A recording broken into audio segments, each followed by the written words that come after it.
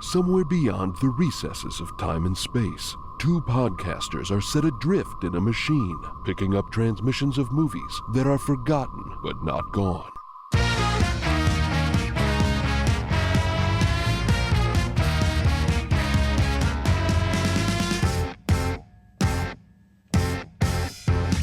Welcome, everyone, to Movie Memory Machine, the only podcast about forgotten movies that spells its name with all Z's. I am your host, Landen Zalano, joined always by my co-host, Truman Cabs. Truman, it's good to see you. Landzen, it's good to be seen by you. And Zine. let's put an end to the Z talk right then and there. I thought you were saying that to signify that we are now an alternative weekly that's just kind of Xeroxed and very, very independent, very edgy. A lot of ideas you don't get in the mainstream press. I have been working on my collages. Yeah, was spelled with a Z. Just completely bulldozing you on stopping the Z jokes. Speaking of mainstream culture, I got a question for you, Landon. Okay. What? Oh, I'm sorry. Do you not want to have a discussion with me? I'm sorry. What are we even doing here, then? No, it's not about the question. It's about the mainstream part. What would you sing on American Idol? What's your song? Fuck. That's your song? Fuck. Yeah, it's fuck. It's Fuck You by CeeLo Green. Okay. Thing is, I had this earmarked as something to bring up in our mini episode next week. Oh no. But I feel certain we're going to have enough burnt ends to stick into the stew that is next week's episode. Okay. But I say that only in that it's a question I've been thinking about because I had also thought to ask you that question. Oh, man. I quicker on the draw. Now, here's the thing. There's an answer I want to give. Sure. But then there's an answer I feel like others would give for me. Well, you're here to speak your truth, Landon. But I am also interested to know what both of them are. Okay, all right. Well, let me, because my truth is a little harder. Let me start with the other one, which is I was known for a while, even though during karaoke, my reputation was to never repeat songs. Of course. Once I hit my 100th different song, I pivoted and okay, I'm starting to go to different places now. Maybe I'll just I don't want to start from scratch at a new audience, a new place, new regulars. Let me do some of my mainstays. Yeah, some stuff from the Greatest Hits album. Yeah.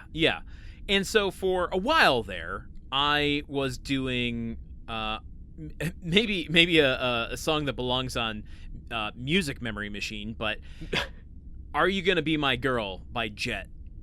Oh, man. Okay. I said Jet and got very excited because you said the name of my favorite Wings song, and for a second thought that you were suggesting a Wings song because I'm an idiot. Tell me more about Are You Gonna Be My Girl by Jet. It was one of the early iPod songs in the those commercials with the silhouettes dancing around. Mm-hmm. And it's just this kind of post White Stripes, post Strokes, garage rock pop stuff. Yeah. But the reason that I think others would pick that for me is that I became so known for doing it that I was asked to sing it at a wedding live with a live band. Wait, did you have advance notice before the wedding? Oh, no. This feels more like a cruel prank. And there is part of my brain that is were they asking me to do it because they liked me doing it or because they thought it would be a funny thing to show off to everybody? And, I don't know the answer to that, and I've decided on the former for my own self-esteem. And hey, you know what, man? That is a victory over your anxiety disorder, and as someone who fights battles like that every day with my memories, I commend you. So there's that answer. I'm going to mull over my personal answer for just a few more minutes while I turn it back to you, Mr. I just started doing karaoke.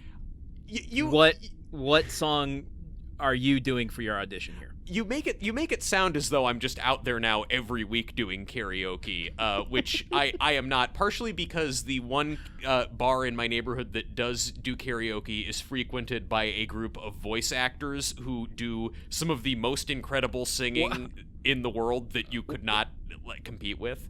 Does Lauren go there? No, I don't. I did not see her there, although also it was a few years ago and I didn't know our former guest at the time. I did see a guy. We'll have to check in with her.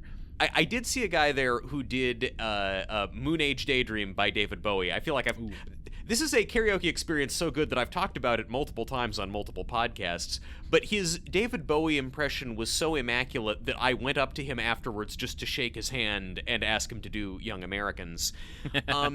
Anyway, were it to be me on American Idol, I mean, the answer that everyone expects not American me to Idol, give, American Dreamz. American Dreamz, yes, of course. If I were to go on American Dreamz, so obvious choice would be Kid Charlemagne by Steely Dan, except that has a very long instrumental break. So then Any Major Dude Will Tell You by Steely Dan, it's kind of a more emotional song that I feel like you could really, like, if you're going for the heartstrings in the way that American Dreamz does. But then also... But what do you do during those long instrumentals when you have no backing band to fall? Like, you're just standing there holding the mic solemnly, or what? I mean, I think it's... head bowed, just kind of like you're in church waiting for the psalm to be over? Yeah, I mean, one option, and listening to Steely Dan is like going to church for me, thank you. One option is just direct eye contact with the camera, but the other option, if I'm playing to win, and I am, is putting my hand over my heart and looking at American flag. But then I think also my my left field choice that would probably blow everybody's minds is going to be Mrs. Vanderbilt by Wings. That was so left field that left me speechless. I know. would never have expected that coming from Truman Caps. You know that I like Wings? I don't think that's at all out of left field. Even when I specifically referenced earlier in this episode that I like Wings, tipping my hand that I was going to talk about Wings. We've had extended riffs in the past about your love for Paul McCartney's that's your theme song when you walk into oh god, I'm referencing another show at this point. Man. God, we've turned into the worst podcast in the world. I mean, yes, only now. We waited this long. It was a near thing. Why are we talking about American Idol, and moreover, why are we saying the word American Dreamz, which is not a real show? Well, this week, the movie Memory Machine made us watch American Dreamz with a Z. With a Z. It's in their theme song. From 2006. 2006. We put an end to that. We put an end to it. We're done with the Z jokes. Yeah, and George W. Bush thought he was done with the Iraq War, but Iraq wasn't so sure about it. Okay. Truman, would you please take center stage and show us what you've got? Hi, I'm Truman Caps from Studio City, California, and this is my synopsis. It's a brand new season of the smash hit reality singing competition show American Dreamz, and everybody's getting hyped up. American Dreamz' producer and host, Martin Tweed, played by Hugh Grant, is a nihilistic, self-loathing egomaniac who orders his staff to find him some freaks to sing in this year's contest. One of those freaks is small-town Ohio cutie pie Sally Kendu, played by Mandy Moore, whose wholesome exterior covers up a ruthless, sociopathic obsession with becoming America's sweetheart. In Washington, D.C., dim-witted Texan Joseph Stanton, played by Dennis Quaid, has just been re-elected for another term as President of the United States. But he falls into a deep malaise after reading the newspaper for the first time in 4 years and realizing how badly the war in Iraq is going. To boost his approval ratings, his Machiavellian chief of staff, played by Willem Dafoe, arranges for Stanton to appear as a guest judge on the season finale of American Dreamz. When news of this reaches the Middle East, a terrorist group dispatches a show-tunes-loving suicide bomber named Omer Obedi, played by Sam Golzari, to enter the competition so he can blow up the president during the grand finale. Zine. Thank you. Thank you, everyone. Thank you. I'm really just doing this for my dad, who is both a soldier and a fireman and died in a variety of tragic ways. Thank you. Thank you. I love America. Truman, I've heard many synopsises in my time, and I have to say, that was one of the worst I've ever heard. You should think about maybe ending your life. Okay, is there a Paula Abdul co-hosting the podcast who I can look at for a boost? No? This is like American Dreamz. It's just one mean British man and no nice people. And making that joke about you ending your life felt as icky saying it as it appeared in this movie when he says it. Yeah, there's some icky things in this movie. Little icky things. Little icky things is a movie that needs to be written in and of itself. But Lil Icky Things is the rap performance that I'm going to come back for in a subsequent season of American Dreamz to try and win. Okay, I want to just... You mentioned there's a lot of people in this movie in your synopsis. I want to just do a quick rundown of the cast one last time. Because you left some out, just like The Rocker. There's so many people in this that it's hard to contain them all. I'm sorry, but after we've done The Rocker and The Butler, which are both just really jam-packed with huge... I mean, I don't want to bring down anybody in this movie. It's just not as stacked a cast list as some of the most stacked casts. It's stacked for a place and time. Okay, that's very true. It's stacked in a 2006 appropriate way. Please continue speaking. Okay, here's just a quick rundown of the cast. I'm even going to leave out their character names. You've got Hugh Grant in our second movie, Memory Machine movie. Yeah, it just keeps getting better. Greg Kinnear beat him to it and then was followed quickly by Cuba, but Grant is back. Dennis Quaid, Mandy Moore, Willem Dafoe, Chris Klein, Jennifer Coolidge, Sam Gulzari, Marcia Gay Harden, Seth Meyers, John Cho, Judy Greer, Bernard White, and Shohreh Aghdashloo. That is a long-ass cast of names, and there's even more, but I left a lot of them out. Like, did you know there's in one tiny little scene in this movie, one shot even, it's a one-shot scene, Aldous Hodge appears. I did not know that. I'm going to go one step further. I'm not 100% sure who that is. Enlighten me. Aldous Hodge, you say? Aldous Hodge. He recently, to a certain audience, recently played Hawkman in the failed DCU movies. Movie. He played it in Black Adam. Oh, okay. Interesting. Wow. I didn't even realize Hawkman was a thing. Cool. But of another caliber of moviegoer, he played Jim Brown in Regina King's awesome One Night in Miami. Okay. So he's just like, I'm surprised he's gone back this far, because I feel like from 2020 till now, we're just really discovering him and his immense talent. So he has two lines in this movie. Okay, I love that this guy has been successful in both highbrow and lowbrow films, and somehow I, the co-host of a movie podcast, have not heard of him at all. I want to make clear that's on me. I'm happy for his success. This was written and directed by Paul Weitz. I'm going to mention the producers only because this is a solo effort by Paul Weitz. It's usually Paul and Chris Weitz. Mm-hmm. Do you think it's a coincidence that Paul Weitz's name ends in a Z? Wow. Really makes you think, doesn't it? It made me think so much that I couldn't speak. Yeah, that's been happening a lot today. Interesting. Wow. Okay. I'm gonna think about that more throughout this episode and throw it back to you. Cool. But this is at this point in time, Paul and Chris, while they continued to produce together, they started on the American Pie film, which we've covered extensively. The American Pie film. And they did About a Boy together. Yes. So Paul has worked with Hugh Grant previous to this. And they got an Academy Award nomination for Best Adapted Screenplay for it, so that puts them in the rarefied company of Paul Hogan. But they have gone to direct separate films at this point. So this is a Paul Weitz solo creation. Yep. Flying solo. Let's go into some specs for this film, shall we? Yes, let's. Tell me more. This movie was released on April 21st, 2006. I realize the longer we stay out here in time and space, the more I'm starting to talk like William Shatner. I think that's just, well, they shot Star Trek in space. Not many people know that, so it made him like that. He was so normal in that Twilight Zone episode because they just filmed that on a plane in the sky. Like, it was still close enough to the ground that his voice didn't get all weird. It was released by Universal Pictures, and do you want to guess how many theaters it was initially released into? Oh, man. I mean, 2650? In a rare case, you overguessed. I overshot. Well, now I don't know.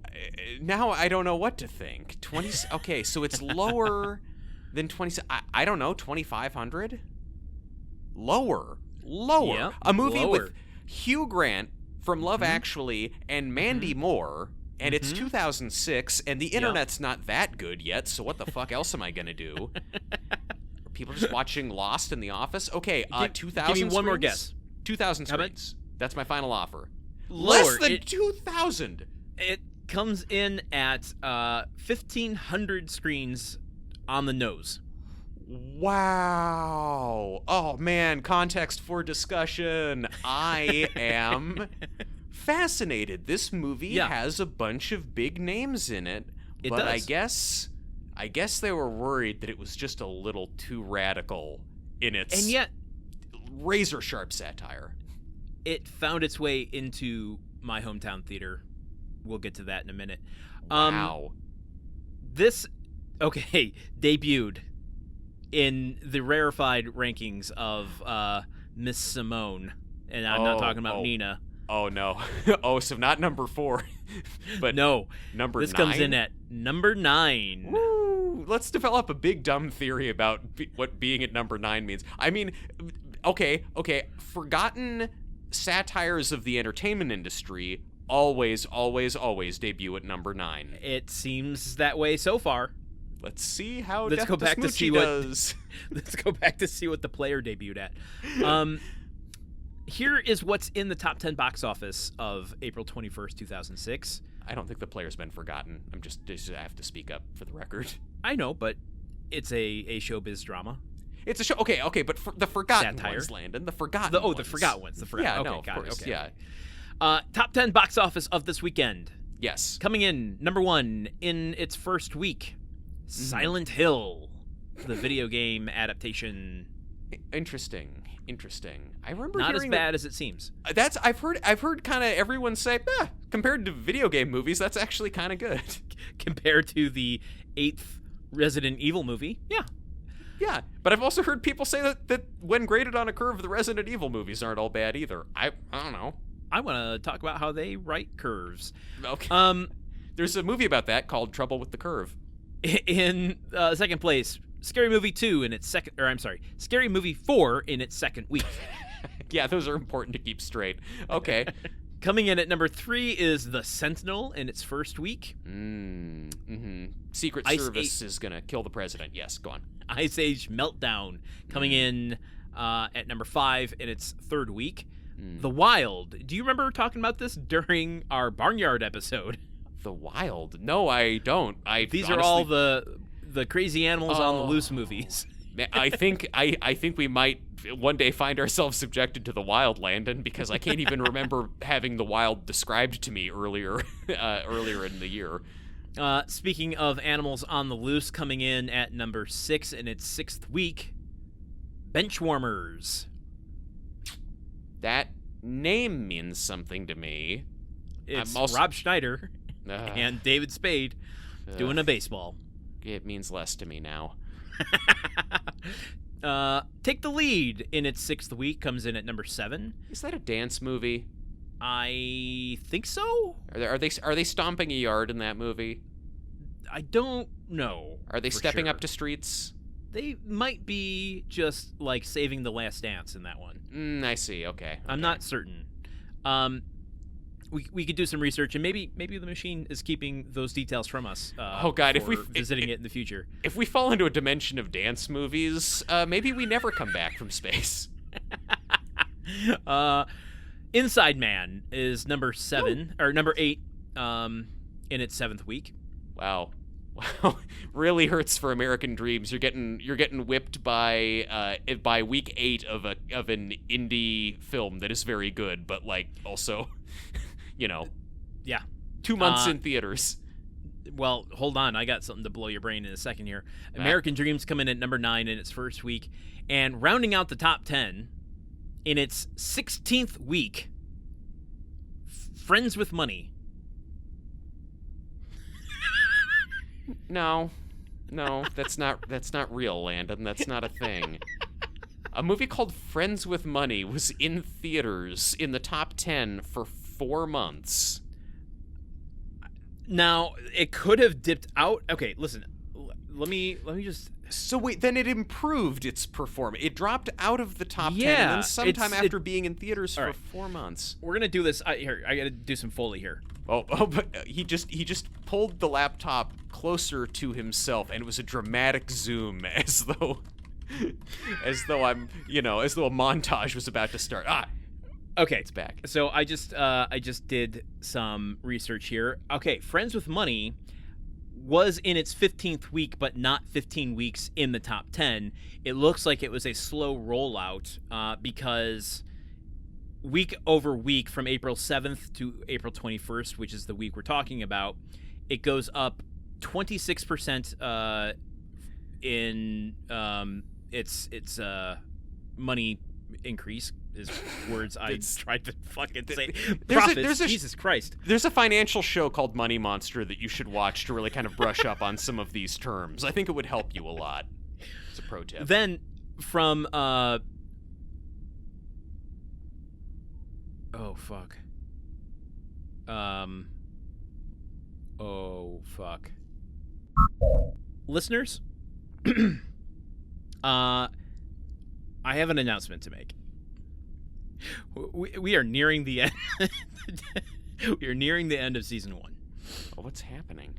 And we are all human. We are all flawed, and therefore we are all freaks, as we will learn later in this episode. I have been reading crucial numbers wrong this whole season. Oh no. Going through these box office top 10s, top 5s, as we do from week to week, usually I will throw in a number of how many weeks it's been in theaters. This is a teachable moment when we need to cross-reference material to really get a better understanding of the numbers we're reporting on. Awesome. The numbers I have been reporting aren't how many weeks it's been in the theater. It's what its previous placement on the box office top have been. So, we're learning from Friends with Money here. Okay. It hasn't been in theaters for 15 weeks. Okay. Its previous placement on the box office list was number 15. Ah, wow. And it has risen to number 10. Wow. Okay. This puts a lot of things into new context. All right. Operation Fortune Ruse de Guerre, everybody. Start them up. Doing it again. Gotta get it wrong. Oh, man. All kinds of lights on the machine are flashing right now. I think we're going to get a substantial reduction in air supply. Oh, shit. But it's only just the number of air supply songs they'll let us listen to. So I think we'll be able to breathe just fine. I don't know what to do about this. I don't know how to rectify this mistake for all of the content we have put out so far. Suffice it to say, yeah, Friends with Money has been in theaters for 3 weeks. Okay. Oh, you know what? There's a whole column that says weekends in release that I have never looked at before. Wow. I mean, it's great to go on this journey together, though. I mean, you're learning this stuff for the first time, but also all of us are also learning it for the first time. I could have played this off and just pretended like I didn't know anything. I think honesty and learning from each other is an important part of life. You totally could have pulled this off, though, because I promise you no one is double-checking this. Even I, the other guy on the podcast, am, checking your numbers. I kind of assume you're the one who has this on lock. Look, I think it's great. I think it's great that you are reading new things and learning new things that give new context to the world around you, because that is a major theme for one of the characters in this movie. So I think that's great. And also, I will remind people that in a previous podcast we made, we once recorded like an entire 2-hour episode that I didn't press record on. So, we all make mistakes. Like how just a second ago when I said press instead of push. So, you know what? It's fine. I don't think it invalidates anything we've done here. Okay, well, I hope you can trust that the rest of my numbers for this segment are correct. I promise that I've done my due diligence on those. And I haven't done very specific market research, but I don't really think our listeners are into us for like the data-driven, accuracy. I'm trying to cultivate them. Yeah, okay. Well, I have really bad news about how that effort is turning out after this episode. Oh no. My legitimacy is out the window. Okay, this film stayed in theaters for 6 weeks and was only in the box office top 10 for 1 week, which is this week in which we're talking about. It has a $17 million budget and grossed domestically $17.9. Oh, no. Okay. No, I'm sorry. That was me reading it wrong, not having the wrong number. You've got so much working against you as a listener of this show, and getting a good, accurate number out of Landen. All right, I've been wearing glasses for this. I'm gonna try the being smart by. Oh, are you gonna have them hanging? Okay. Yeah, so have them in your mouth so the audience gets to hear that. And exactly. Okay. Yeah. Okay. Here's the thing. Okay, well, here's what we're looking at now. You sound like Jennifer Jason Leigh in the Hudsucker Proxy now. What are you doing? Okay, this film has a $17 million budget and domestically grossed $7.19 million. $7.9 million, because 7.19 million. Okay. Yes. Oh. Well, 7.19. Oh, it goes to that many decimal points. Wow, these new numbers you found are even better. Okay, so it didn't make a ton of money, is what you're saying. Not a lot of people saw it. But was it going to make a lot overseas? Well, it made more than it made here. It made $9.46 million overseas. Wow, they were more ready to laugh at us over there, I suppose. Yeah, and it comes in with a total of $16.66 million. Guess what? I have been terrible with numbers this whole episode. Some might say this whole season. Well, yeah, but some might. After listening to this episode with that information, they probably would say that. I can say $16.66 million is less than $17 million. That is true. And biblical numerology-oriented listeners will notice that 666 is pretty significant. It's because half hour into this episode. I'm just gonna say, this is a movie that was making fun of a Christian president, and then not only did it not make money, but it didn't make money in a way that ended with 666. I think that's a message. Truman, what did you know about this movie before we watch it for the show? Tell me your experience with American Dreamz. I had not seen this movie. I saw trailers for this movie. And yes, I don't remember much from them other than the fact that my, let's see, at this point was like 15 or 16 years old. My 15 to 16-year-old liberal ass was just like, oh my God, they're finally taking it to him. They're finally sticking it to Bush. Hell yeah. And I should see this movie. This is gonna be great. We're taking him down. And then I didn't see the movie because it was not really out there for that long. No, it wasn't. Though, had you seen it, maybe they would have taken him down harder. I mean, you're right. Maybe they would have. Maybe that impeachment that we were all so fired up about on the blogs would have actually happened. What about you? Did you see this one in theaters? Put this on a T-shirt, I guess. Saw this in theaters. Wow. Own this on DVD. Is it like just a concert T-shirt, like the movies Landen saw in theaters tour, 1990 whatever to 2007? Oh my God, I don't think you could fit them all on a T-shirt, but small print or a huge shirt, pick one. Yeah. This is another one I remember its existence and that I saw it. And outside of it being about kind of an American Idol proxy and having a Dick Cheney, George Bush proxy, couldn't tell you anything really about what happens in it. And the ending of this movie shocked me again. I had no concept that was coming. This movie does have some surprises in it, doesn't it? Yeah, it goes there. I will say, it goes there. How it gets there, I don't know how I feel, but it goes to places. You know what? I do love that you had kind of the modal experience with American Dreamz of, well, actually no, I guess I did in that I didn't see it. That's probably the more accurate Yeah. But that you saw the movie and it just did not imprint. Like you were No, not even a little. You were one of the guinea pigs for this whole experiment we're doing. Yeah, exactly. Which, I want to do some self-reflection to go, well, what makes me remember certain movies? Like we were talking about forgetting things, but what makes a thing memorable versus what makes it forgettable? And I don't know. I think it's hard to sometimes talk about that because you need the time to go by in order to reflect on why something didn't stick with you. But the paradox is the more time that goes by, the more you're going to forget about it to begin with. So it's weird that way. Yeah, it is. I look back and realize, listening to our episodes, that a lot of these start with me talking about, I saw this movie with my parents, and it's like, why am I talking about watching movies with my parents so much? And it's like, oh, we're mainly talking about movies that are 20 or so years old. Right. So maybe that's the secret to things being forgotten.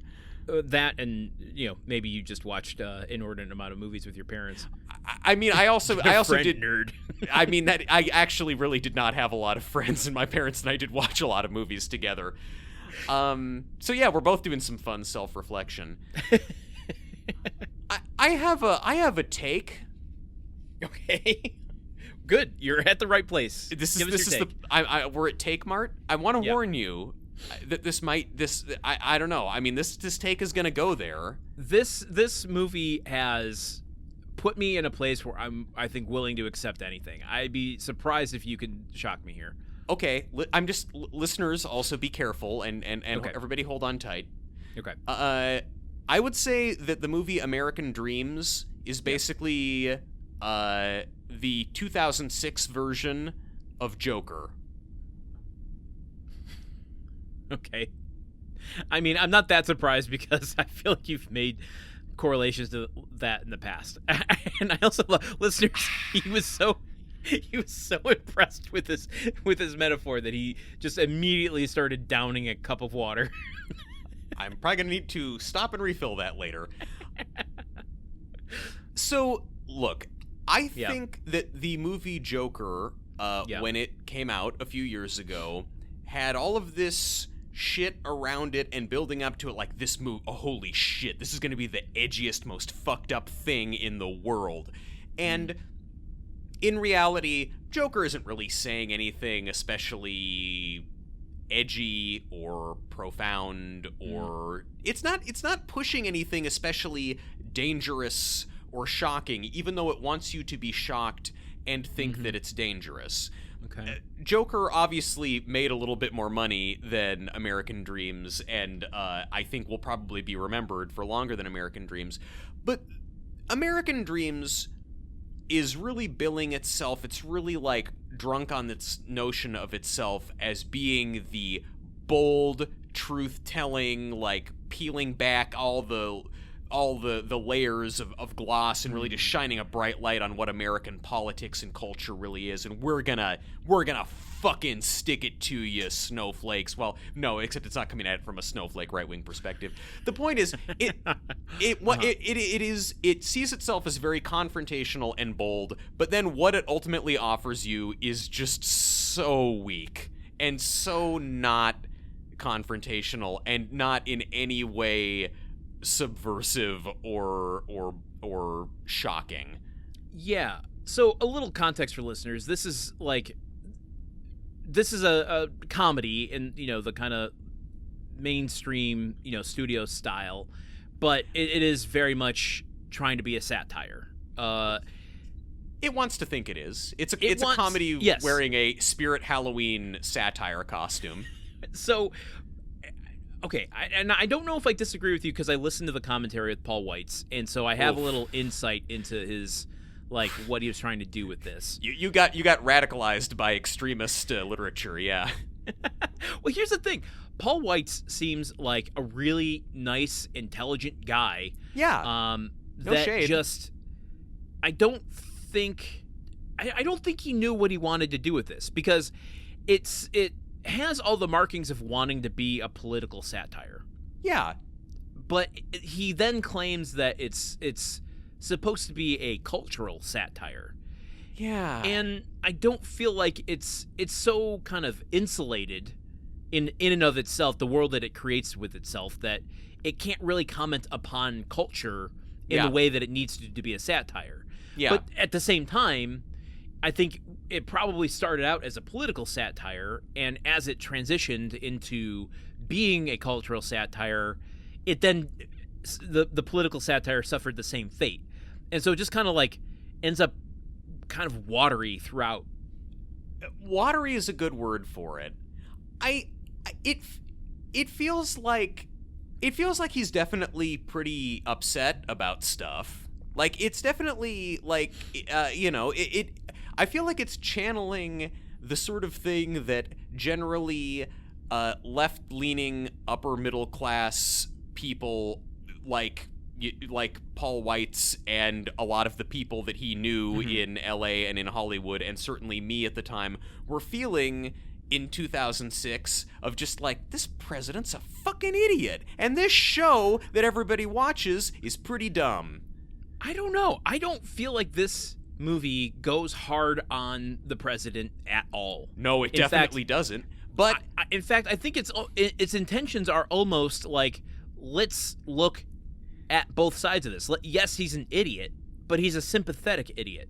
And yes, these characters have ambitions for fame, not talent or, expression, but in their own world of problems, we can find some sort of pathos. And I want to dig into each of the characters in a bit to go into that, but I agree with you. The movie thinks that it is going hard, or the movie wants you to think that it's going after the president really hard. It wants you to think that it's going to find pathos in these characters. Like, I mean, and I'm not even saying the text of the film necessarily, but like, just the trailer for this movie, the whole campaign around, the whole ethos of this movie wants you to think we're really taking down George W. Bush, and we're really taking down American Idol, and then I don't remember the culture around this at all. I mean, like, it's not like people had, Martin Tweedy decals on the back of their, Ram Ford or Ram, I don't know, trucks. Yeah, they're big Ford and trucks. Ram are different companies, but yes, yeah. I realize that, but they don't have Martin Tweed's head going boo, in the corner of their the corner of their windows, the way that someone will put the fucking Joker face on there, or like, why so serious, or like there isn't the like the angry male, whatever the internet culture that surrounds the Joker and whatever its like quote unquote message is, just the kind of representation of angry male behavior. This movie, if I'm picking up what you're saying, it's like you're saying this is the New Yorker version of that, but it fails to be so. Okay, I really do love the idea of New Yorker Joker, though. That's gonna be the supervillain that I become. Just gonna be shouting and murmuring all over the city. What I'm saying, like, is that I'm not so much making the direct comparison in terms of its channeling rage or whatever like that. I'm mainly making the comparison of, this is a movie that thinks it is saying something very profound, or wants you to think it's saying something very profound, but when you actually look at the material that you're given, it's not really saying anything that isn't already common knowledge. Yeah, agreed. Yeah, this movie isn't saying anything. I guess the only point of debate I have is how hard they're trying to think they say something. Now, let me give you one bit of trivia I learned from the audio commentary. Okay. Which was, Paul Weitz said that And here's the thing too that I realized, because I listen to a lot of audio commentaries, and unless it's something like the Criterion Collection where somebody's looking back at their career and have a certain amount of leeway to talk about a situation without ramifications of working again, like they're doing audio commentaries as part of the packaging of the film, and therefore can't 100% be honest about where they're coming at it from, right? Sure. So it's a lot like the EPKs that they shoot at the hotel, the press junket stuff. Exactly, just a lot this is more really relaxed. fun working with Owen Wilson. Yeah, right. So I don't know how much he holds true to this today. If you were to ask him to like, what are your thoughts 20 years removed from American Dreamz? But on the commentary, when it was made, he says that he was happy that this was became a PG-13 movie because it allowed younger people to go see it, and that the younger an audience is, the more you're able to kind of introduce new ideas to them. Yes, American Dreamz could introduce them to its dangerous and revolutionary agenda. So, I mean, that seems like the sort of thing that if you weren't beholden to a studio, you'd be like, this used to be a rated R movie. Like, take the Amy Heckerling of it. It's like, if you knew the movie I was setting out to make for Loser and this is the movie you got, like, I can see the seeds of a different movie, not even in the editing or anything of this, but like just the original script for this was probably a lot more hardcore than what we got. And just through the machinations of studio production, it's like, okay, so with this cast, if you're going to make it for this budget with this many people, in order for us to recoup our money, it's got to be a PG-13 movie, and therefore this has to be cut out, this has to be cut out. And I'm speculating, but that's what my guess would be. Yeah, and even with all those changes, it did not make money. I mean, no, that's a good point, because I can definitely see on look, I think that conceptually, if for a black comedy satire, I think this is a good idea for a movie that is doing commentary on shit that was going on in 2006, and this is not really a, the comedy is not what the comedy sometimes gets very dark, but unintentionally. The satire is not very sharp. Yeah, it's uneven for sure. Yeah, but I feel like it's not even dark for the reasons that it thinks it's being. We'll stop vague booking about it in a second, but I think it's kind of a mercy though at times that it's not darker, because I feel like in some ways the movie would be better if they went darker and harder core, but in other ways the movie would have aged even more rancidly and done a lot of much worse transgressions in terms of how the Middle Eastern characters are treated if they had gone harder. So it's a mixed bag. It's a worse movie overall, but a less offensive one in offending the people who shouldn't be offended. I mean, I'm not offended by this stupid movie. It is what it is. But there's a couple things to that point. One, I think, and this is no necessarily criticism of Paul Weitz. I love About a Boy. It's a great movie. He has some talent. I just don't think he has quite the skilled hand, at least at this point in his career, to drive this movie. With a movie that has a lot of moving pieces and different characters and multiple storylines, it's kind of trying to Nashville something together here. Well, and just the steady hand to drive home the dark satire of every beat of the movie and make it make sense. There is a movie from 2010 that I would point people to that does this really well. The movie is called Four Lions, and it's directed by Chris Morris and stars a young Riz Ahmed and Kayvan Novak from What We Do in the Shadows. And here's the IMDb synopsis. It's one sentence. 4 incompetent British terrorists set out to train for and commit an act of terror. Wow. But it's done and I'm going to mention someone who I think would be brilliant at bringing this sort of movie to life. It's done in a sort of Armando Iannucci sort of way that I think needs to be there. If you're gonna tackle this sort of subject matter as head on as this tries to, you need to go all the way there and not bubblegum it up. And Yes. there's so much bubblegum in the works here. Yes. No, Armando Iannucci could completely slay a movie like this. And I mean, he did make a great Iraq War satire comedy, In the Loop, a few years after this. Well, let's get into the movie. Yeah, let's a little bit.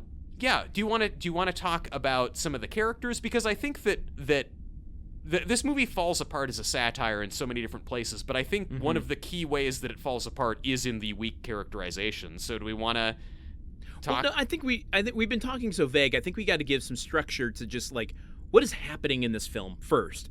We don't have to like go plot point by plot point, but like let's just set up where the moving parts are, and then we can talk about the characters within them. So yeah. Well, you I know- mean, the moving parts tend to all relate to one key character, so I mean, maybe we'll just hit two birds with one stone. Who knows? All right. So two conflating things are kind of happening right at the outset of this movie. The Conflicting, first we're yes. introduced to is the show called American Dreamz, Yes. hosted by Martin Tweed, Yes. played by Hugh Grant, Yes. essentially playing Simon Cowell. And essentially kind of auditioning the vibe that he's going to bring to Operation Fortune Ruse de Guerre when he plays billionaire arms dealer Greg Simons, because Yeah. his whole character pretty much boils down to he is Cockney, British guy, and he just sort of British. he's I think he's no Cockney. but yeah, he's got a more working class Cockney accent. Trust me. okay. I read a lot of reviews of this movie from the British press. Thank you very much, and they all All right, mentioned all right. it because British people are just like that, I guess. But he, sort of working class British accent. There, is that better? And he will just sort of casually say grotesque and awful things with a smile on his face and a certain attempt at rakish charm. Yeah. But so it starts with him like he's breaking up with a girl that he's been seeing for a while, because it just in a like really harsh character introduction scene. He's like, we should break up because you make me want to be a better person, and I don't want to fucking think about you. Like, Yeah, I don't want to spend a single moment thinking about anything but myself. And he's almost saying it like verbatim, like there's no subtext to that. He's just saying, I'm evil, vile, and vain, and I don't want you to bring any good to my life. Yes, it's very brutal. He says to her, "You're a fantastic person. The last year's been great. You're beautiful. The sex has been wonderful. You're kind and supportive, and it's driving me out of my fucking mind. All I have to worry about is whether I make you happy all the time." Like, it's just it's just him being just completely cruel to her, and it raises logical questions of like, wait, you guys were dating for a year? Has he just been secretly an asshole and not showing it the whole time when this guy is nothing but an asshole? Well, so this and the next scene, which is very quick, set up something with his character that I feel like this is where I start to feel things cut out of the movie. So he is a TV host and producer, and he does American Dreamz almost single-handedly with his underlings. Yeah. And so after the breakup scene, we go to another scene where he's about to go into a meeting, and he's banging his head against a poster for American Dreamz saying, "Not another season, not another season, not another season." And then they call him in, and they're, of course, excited to do another season. So Yeah. what is interesting to me, and it comes out a little bit in the Mandy Moore scenes with him, which I think are some of the more interesting in this film. The more interesting scenes? There's this kind of like death wish to him. There's this like weird self-destruction thing going on that doesn't feel fully developed. And I think Yes. it maybe plays a little bit more into the final moments with that character, which we'll get to in a minute. Yeah, they go there. That, like, because he's at one point when he's talking to Mandy Moore, they're in the car, he's driving fast, and he's admitting, like, don't you, sometimes I'm driving this car so fast and just thinking, what if one day I just decided to careen it off the side of a cliff? Like, there is this weird kind of recurrent thing with him that, I don't know, it's it's an almost interesting character. A lot of things in this movie go right up to the edge of being interesting and kind of peer over the side. Yeah.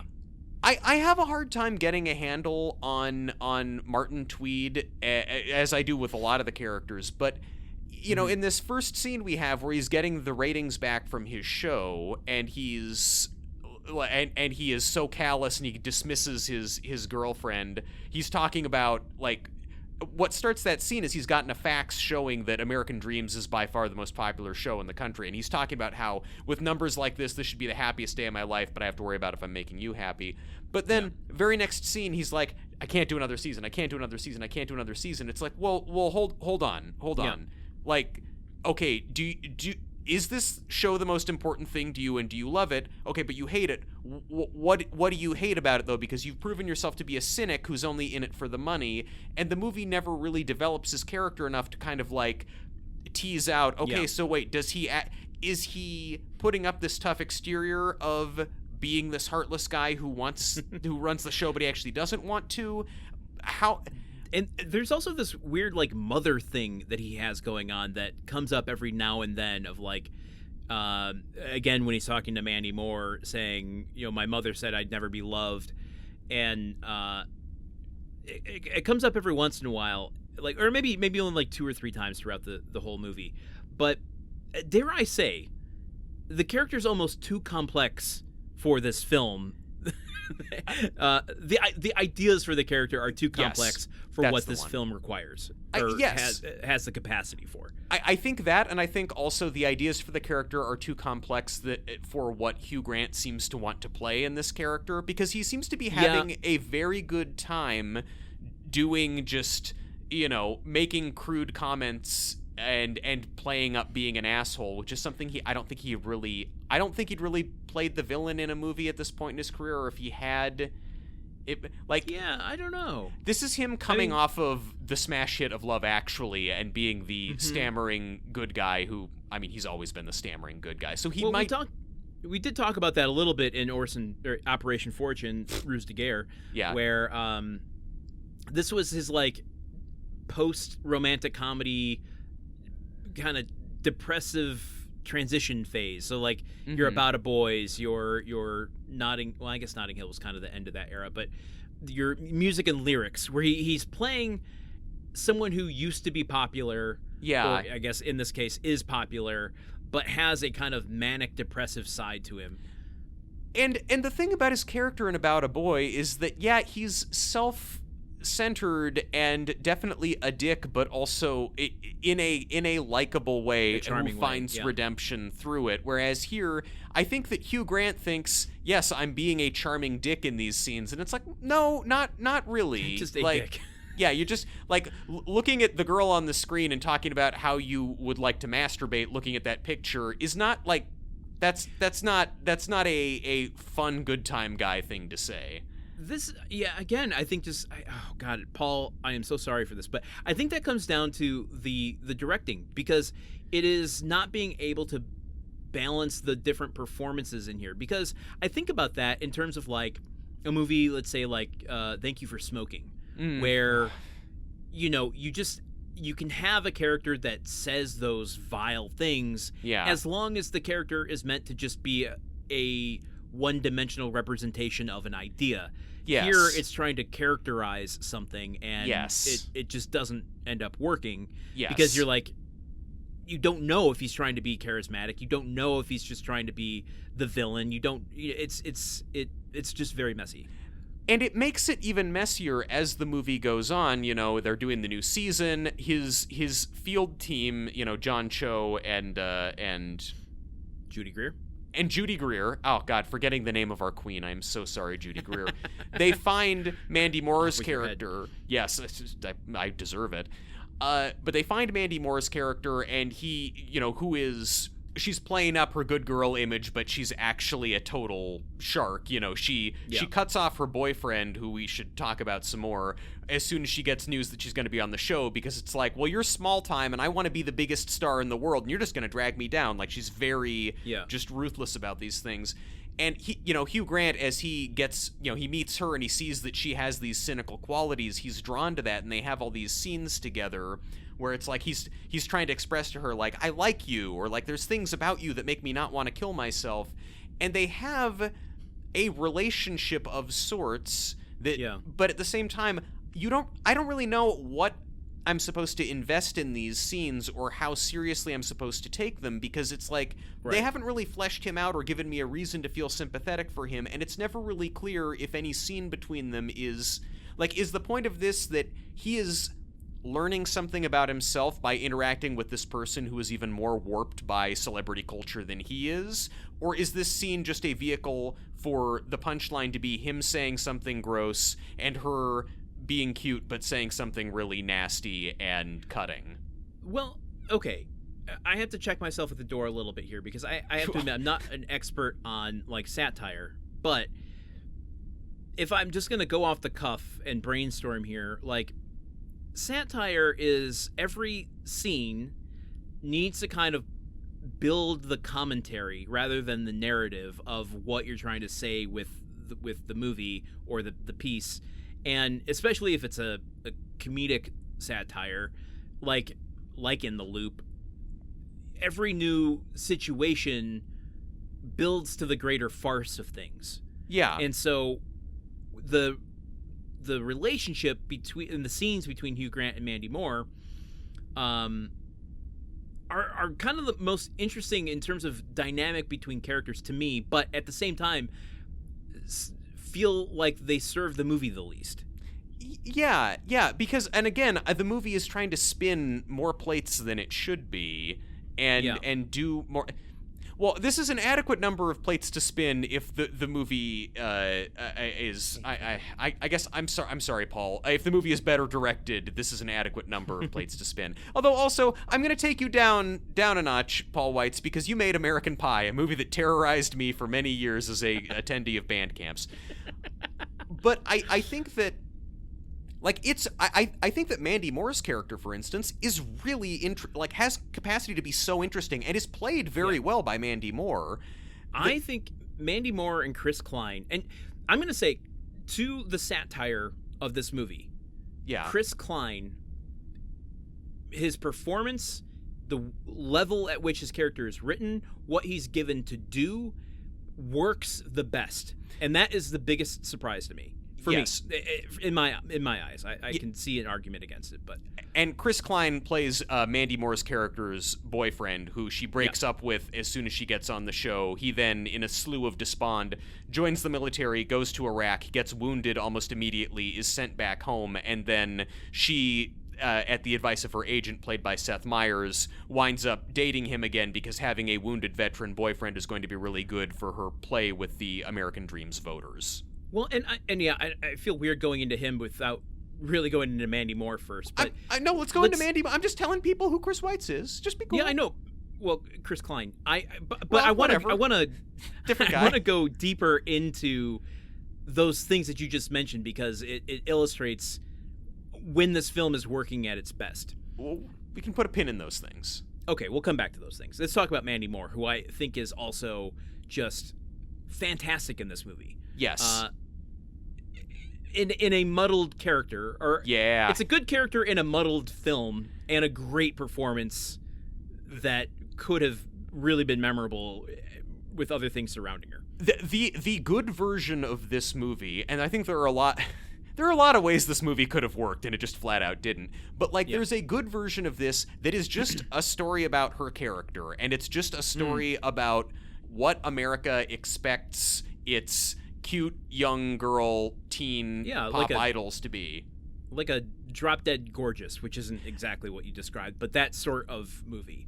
Yeah, I've used the word Machiavellian before. I'm going to use it again. She's very Machiavellian in the way that she is trying to manage her image and how she is trying to, become a sensation on this show. Like, when the camera crew first arrives at her house to let her know that she's going to be on American Dreamz, she sees them outside and makes a point of coming out screaming and freaking out and dancing, but then they don't get the shot, and so she very obligingly goes back inside and comes back out and does an even bigger screaming freak out for them to put on the air.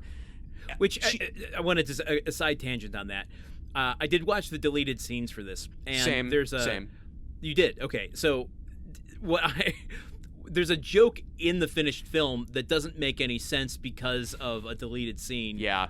But it's sad because it's really funny. This is one of the better bits in the movie, and it gets butchered by this cut. The cameraman is new to this project, and as he's walking up, he's just meeting Judy Greer and John Cho for the first time, and they're like, "Where are you coming from?" He's like, "I came from CNN. I was reporting overseas at the war." And the second that Mandy Moore starts screaming, he just drops, like afraid of what. Just afraid of the screaming. Yeah, like loud sudden noises really mess him up. And that's why they have to do it a second time. The part about him being overseas and being a CNN cameraman, that was a deleted scene. So like the setup to the joke doesn't make the joke work, unfortunately. It's just he looks like an inept cameraman who missed the big moment. Yeah, it was a really kind of elegant way to tie together the two things that this movie is about. But well, you shaved a minute off the runtime. Good job, guys. And it's not like that would have fixed the movie. Yeah. But I really like what Mandy Moore is doing in this, and I don't think she gets enough credit as an actress. Like, no. I know I've said it a lot on the show already in previous episodes, but there's just a sort of stigma with pop stars being like, we just didn't want to give them a chance to show their full talent. Like, I talked about it on the Simone episode that, it could have been in conversation with celebrity culture at the time that we've kind of forgotten about. And then the Miley Cyrus of it all. This too is like, oh, okay, yeah, we can give her a walk to remember. But then the second that she's trying to do something like Saved or this movie, like, where she's like, fucking Image, like, I'm here to act, I'm here to do a character, I'm here to like get on board with what this film's trying to do, and let's do it. Like, I don't care what it's going to, how it's going to what light it's going to put me in. Let's just do what serves the project. And she has a talent for immersing herself in the world of whatever it is she's doing. I'm really impressed with Mandy Moore. Generally. She really stands out in this, and the character is like a pretty good role. I mean, it's not written well, but it's still written more interestingly than I think a lot of roles that are getting offered to pop star teen idol Mandy Moore at this point in time. And she, I think that this character is a really interesting way to kind of satirize and shine a light on the message of this movie. This movie is trying to make the point that American celebrity culture is so rancid and perverse that this young woman who has grown up obsessed with it has just transformed herself into a monster in her obsession with succeeding within this culture. And like, which is kind of forward thinking. Like, that's a storyline that I think could be effective today. Yes, absolutely. It's about young people becoming obsessive stewards of their own image and self-promoters and things like that in search of fame. There's this moment when she and Hugh Grant are driving, one of the better moments in the movie, this exchange where he's talking about being extremely incredibly famous, and he says, sometimes you just lose touch with reality. And she goes, "Wow, that sounds amazing." Like, and it says, "Yeah, sometimes it is." Yeah. The fact that I don't know, like that I think is such an interesting thing. And if the movie had committed to this character and fleshing her out fully and kind of following an arc for her, seeing that play out would be so cool. And the problem is that from scene to scene, her character's motivations keep getting muddled, because there are a lot of scenes where she and her mom, played by Jennifer Coolidge, are, discussing and strategizing about how to better, like, maximize her fame and, like, the things that she can do. Right on down to, like, she's talking about how she has some sort of plan to gain a certain amount of weight and then very quickly lose the weight in order to manipulate a news cycle and keep her name, like, at the top of the tabloids. So there's scenes where she's doing that stuff, but then there will just as quickly in the next scene be something where it's like suddenly she is feeling torn about getting sham engaged to her boyfriend to manipulate people into voting for her, or she's like feeling bad about dumping her boyfriend in order to try and get ahead on the show. And it's like, is she feeling bad about that? I don't know. No, there are a couple scenes where she's like showing remorse, or she's apologizing to him and saying like, you know, it's really sweet all those things that you just said to me, but, or like she's hiding from him when he shows up at the house because she doesn't want to show her face to him. I didn't get the sense that she was doing that out of shame or out of empathy. It was like, I just don't want to fucking deal with this. Like, I'm sorry that this is the way it is, but this is the way it is. I mean, even if it's, I'm sorry that this is the way it is, that is a level of self-reflection that she's not showing in other scenes. Well, and the two, like, the movie is representing her in some scenes with the way she's behaving as someone who has long since killed the part of her that feels remorse or shame or guilt. And then there's other scenes which is the part that works in this movie. Yes, exactly. And the other scenes, the ones that don't work, it's where she's having a crisis of conscience about this stuff. But it's like that doesn't line up because half the other scenes suggest that it has never occurred to her that this might be bad.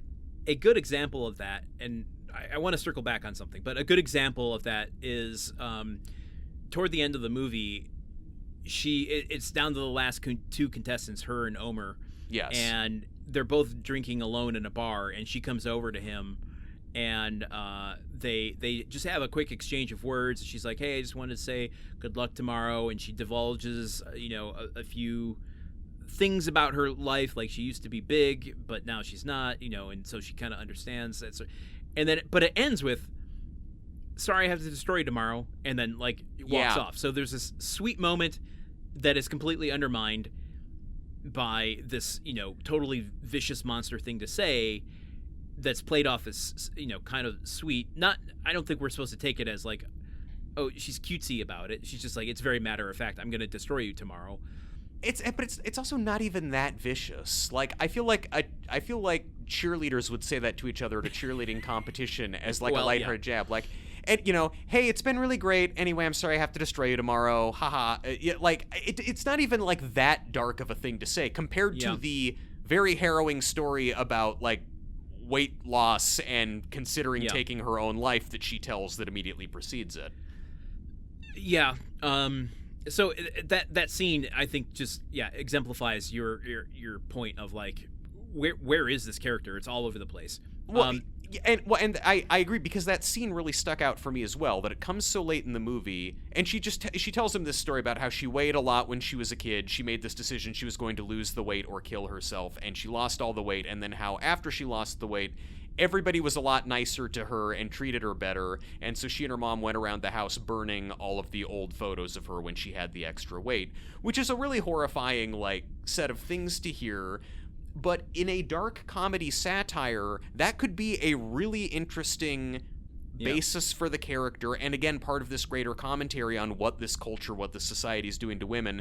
But the way it's used here is just like, oh man, can you believe that? Oh, it's just fucked up. And it's just...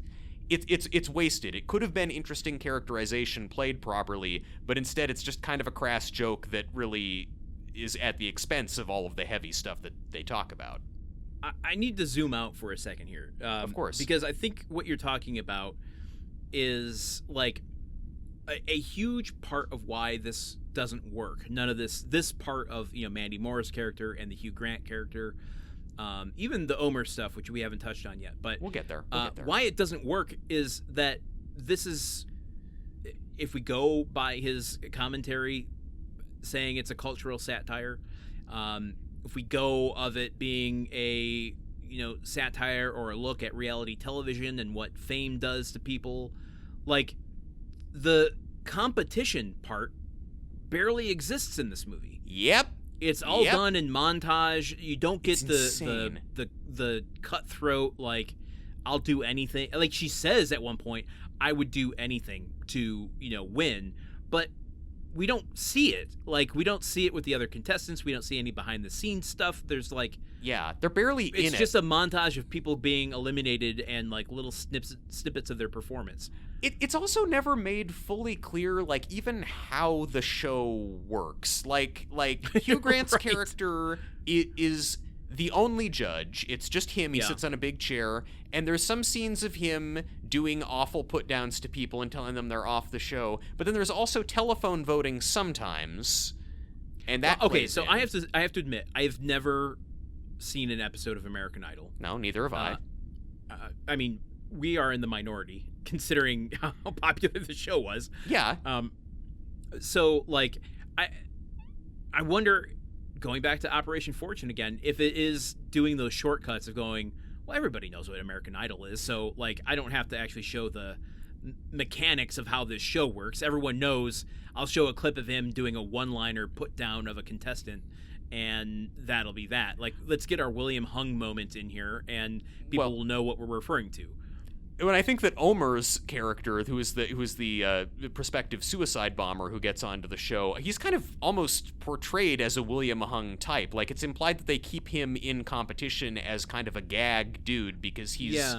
But William Hung wasn't. I mean, he was eliminated right away and made a mockery of.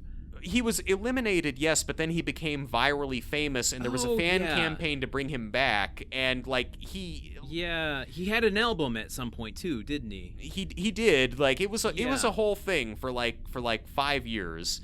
Well, okay, if that's the case, the Omer character really is the most confusing part of this movie to me, because like he's not played as like he's got passion, he's got heart, and like he's coming to America, but he's not so inept that like he doesn't know how to like have a conversation with someone. He's just kind of always like very gracious and like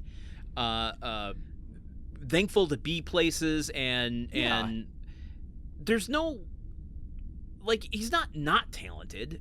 He's not talented for like a TV show, but I don't know, it just doesn't feel William Hung level of mockery to me.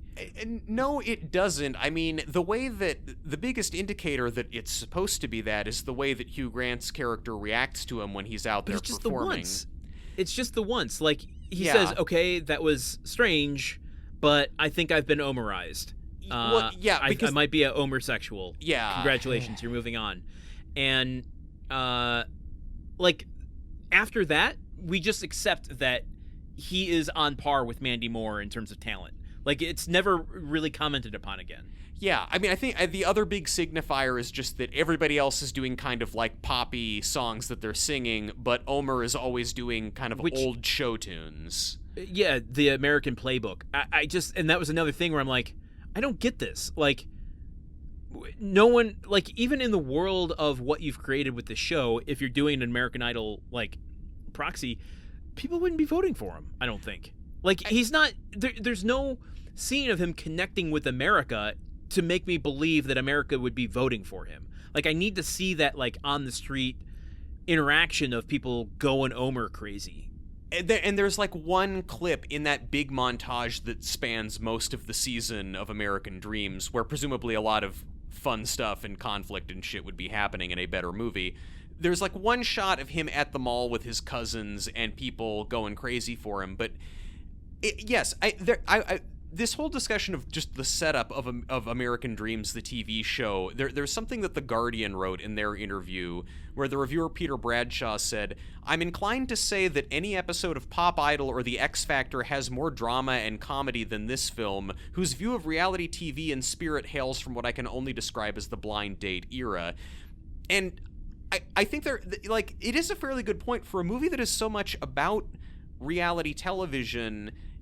Like, the things that make reality television dramatic and interesting are kind of not present here. Like, there's, I think, a lot of drama to be found in the backstage competition and Mandy Moore's character meeting all the other contestants who presumably are just as big of sociopaths as she is and her having, like, back and forth with them. Like, this whole thing of Hugh Grant first becomes obsessed with her when he's looking at, like, video footage of her making out with her veteran boyfriend, and then her turning to the camera and going, "Are you getting this?" And he's, like, stunned. He's so, like, in love. Like, oh my God, she's working the cameras. She's cynical like me. But the show's been on a long time. Everyone's gaming this system. That's but never. That's what makes her special. No one has been so outright blatant the way that Mandy Moore has. I guess so, but also all of the satire in this movie is so smashing you on the head with a mallet that I can't imagine there's like that seems to be also standard. Yeah, it's what this needs to be is like the death of Stalin, but behind Armando the scenes Iannucci. of American Idol. Yes, of course, that would be amazing. No, there's so like, and you can keep all the political aspects and the president stuff, which we will talk about in great detail. But like I think putting the parallel of the political maneuvering that the president is doing with the also very high stakes political maneuvering that all these people backstage at the show are doing, like I think that's really interesting context, and also the fact that one of the people doing this political maneuvering is somebody with a bomb also just adds a constant sense of tension. Yeah. There's a lot of ways this could have worked.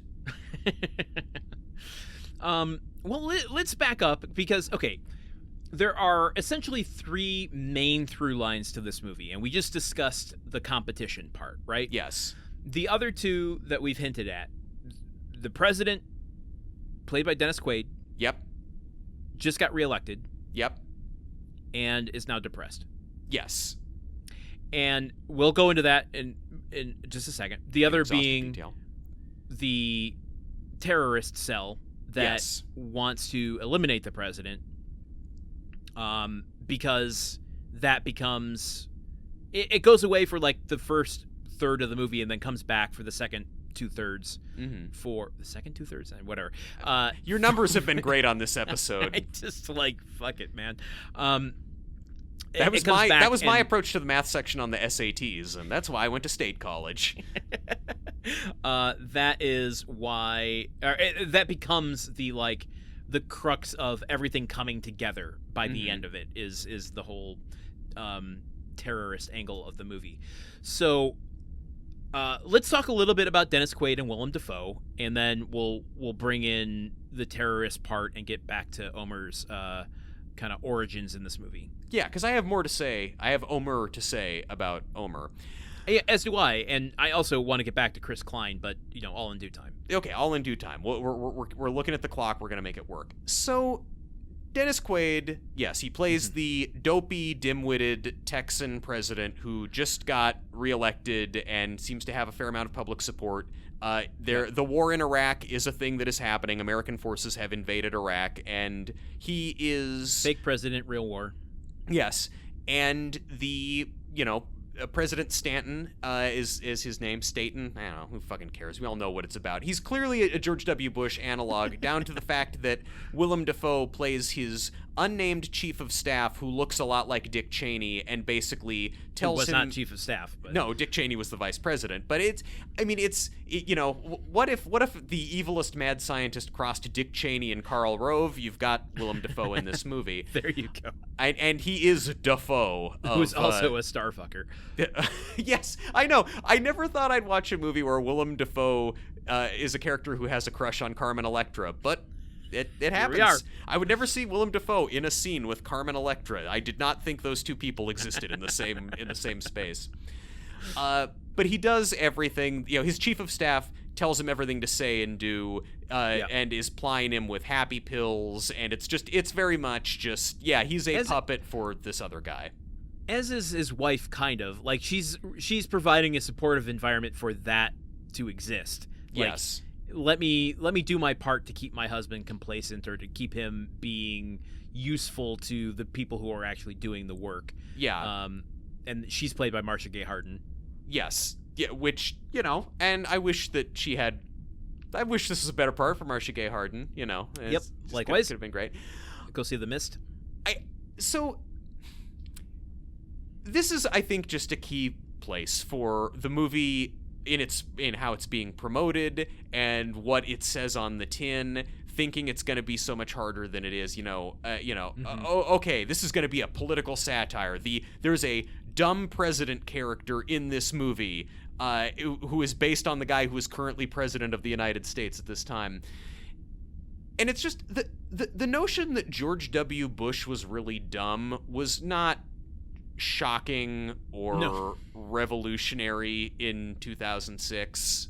I mean, Making him sympathetic was, though. yeah. Oh, God. We found Truman's button. Oh, boy, man, I'm mad about it. So, okay, I found out recently that there are listeners of our podcast, and indeed people in the world, who are younger than 36 years old, and I hated finding that out. That's really upsetting to me. If you don't specifically remember this time period, there was a period after 9/11 for kind of like about 3 years where you couldn't really make fun of the president or America or the military. Like, people did, but it, like, culturally, it wasn't happening a lot. Like, and there was a band called the Dixie Chicks who were very popular, and they made a statement Now at a just called the concert. Chicks. Now they're just called the Chicks because you don't want to But glorify Dixie. Context at the time, yeah. Yes. 9 days before the war in Iraq started, they said at a concert, "We don't support this war, and we're ashamed to be from the same state as George W. Bush." And that basically nuked their careers overnight. Yeah.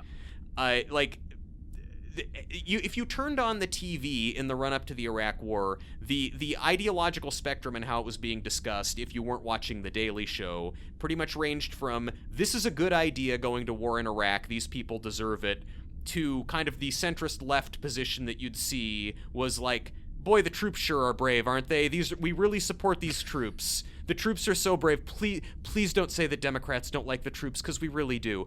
And so there was this period where that wasn't happening, and then Bush got reelected, and that sucked, and then he almost immediately started getting very unpopular as the war went bad. And then it was like 2005, the Colbert Report came out, and then it was just open season, and then it was okay. Even then, though, like, just the notion of George W. Bush is stupid was like, that was just sort of always taken for granted. Yeah, and that was in the Jay Leno monologue. Yes. Even in a stifling cultural environment where you had to protect the dear leader, it was just sort of a thing like, yeah, well, he's dumb. Well, obviously he's just listening to his handlers. And that's as hard as this movie goes on him. That is the worst thing this movie has to say about the President of the United States, George W. Bush, is that he's not very bright. Yeah. And in fact, I think, as we've alluded to, it goes in the other direction harder by saying, let's make him, like, depressed, and because he doesn't feel like he has control over his life, because he feels like he doesn't quite understand what's going on, let's give him, like, some ambition to read up and try to make sense of the world around him. Like, these are real, like, he fucking cries at one point. Yeah, he does. Like, this movie suggests that George W. Bush's biggest problem is that he isn't reading his security briefings. But at the end of the movie, President Fake Bush has fired his evil chief of staff. He's made his wife his new chief of staff, and, like, their last scene is they're reading briefings in the newspaper together, and, like, so it's just that, it's saying George W. Bush's problem was he just wasn't properly informed. If he just read the New York Times, there would have been no issues with him. I think that's... I would take just a one-dimensional dumb president character if his handler, i.e. the chief of staff, that's the only name he's given in this movie, Willem Dafoe, if he was, like... I realize this is going to be a mind-twisting statement. Okay. If he was playing a Willem Dafoe-level villain... Does that make sense? If Willem Dafoe was playing the sort of crazed villain that Willem Dafoe is known for playing, it would be easier to, like, wrap my head around the commentary about this administration. Like, if he was playing the Cheney character, like, he looks like Cheney. Yeah. But he's not at all portraying the kind of apathetic, manipulative. I mean, he's manipulating him. He's not though. He's puppeting him. Like, he's literally just, like, using him as a marionette. He's not going, this is how it's going to be. You're just a front. Like, the movie Vice went harder on that, obviously, because that was its aim. Yeah. Than this does. This is just like, I don't understand what his ultimate goal is. Yeah, that's the one. Like, what is the evil doings that this character wants that he's using the president to do? Yes. To me, it's just like, meet Carmen Electra. That's and all he wants to do. Look, man, in 2006, I would have orchestrated a lot of foreign wars if it meant I got to meet Carmen Electra. I have no shame in telling you that. I agree with you. He has a lot of schemes and manipulations, but it all is just sort of rooted around keeping control of the president and getting his poll numbers up, which is fairly bog standard chief of staff stuff. Which you'd think that, like, the more uninvolved and depressed the president is, the more he'll delegate to you and you can work without his interference. Yeah. Like that line from Veep, we all know the White House would operate a lot better if there wasn't a president, but unfortunately there is one, so we just have to make do. We don't really know what he is trying to steer the president for, and so as the movie goes on, and when he eventually he gives the president an earpiece, and he's like directly feeding him lines. Oh my God, this stupid earpiece. Every stupid fucking earpiece dictation gag you've ever seen in a movie goes into the, barely though. If ever there. This earpiece, this Chekhov's earpiece, is introduced in a way that is so contrived that I'm like, this is gonna be the like catalyst for whatever explosive thing is gonna unravel the climax of this movie. Well, there is an explosive It's not. thing. It's a literal bomb. Yeah. And this earpiece is not the bomb. It would be more interesting if if they had like formed a bomb to go into the earpiece. Yes. Like, that's how much they make a fucking thing out of this earpiece, and really it's just like he puts it in his ear, Willem Dafoe talks in his ear, and then Dennis Quaid just gets annoyed with it in his ear and pops it out of his head. Like, and there's nothing that comes of the stupid earpiece. Willem Dafoe gives him the earpiece to keep control of him. There is some scene a little while after that where fake Bush is talking to his wife about how he feels like he's just a puppet and he doesn't even remember why he got into politics in the first place. What does this even mean? And he kind of says, like, I'm going to start standing up and saying what I actually think and going on my own. I'm not just going to take orders anymore. And then the next scenes after that, where he's at the American Dreamz premiere, he's got the earpiece in. He's very happily reciting whatever Willem Dafoe tells him. And the only reason he takes the earpiece out is because he's getting static and interference. So it's like, no, he doesn't. This is another case of the characters from scene to scene not having consistent motivations. Yeah. He said he's going to stand on his own 2 feet, and then the only reason he goes without the earpiece is because it's physically painful to have it in. So there's no... But he does stand on his own 2 feet when he does that, though. Yes. He stands on his own 2 feet, and he in the last, his like last scene at American Dreamz, like in the climactic moment after, at the end of the competition, he goes up there and he has without the earpiece, fake Cheney can't control him, and he starts just actually speaking his mind. Finally, the President of the United States, live TV, his handlers aren't connected, he's gonna speak this bold truth that he's learned. What he says is, there will never, ever, ever, ever be peace in the Middle East. I'm sorry, it's just really complicated. It's not gonna happen. That is not really that mind-blowing of a message. Yeah. I got my That's only part of the message, Truman. But what's the other part of the message? Well, okay, so he says that this is at the end of the movie.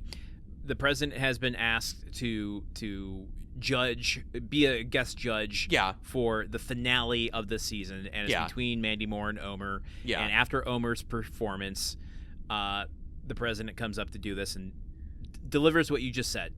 But then Omer goes, well, Mr. President, for all of our sake, I hope you're wrong.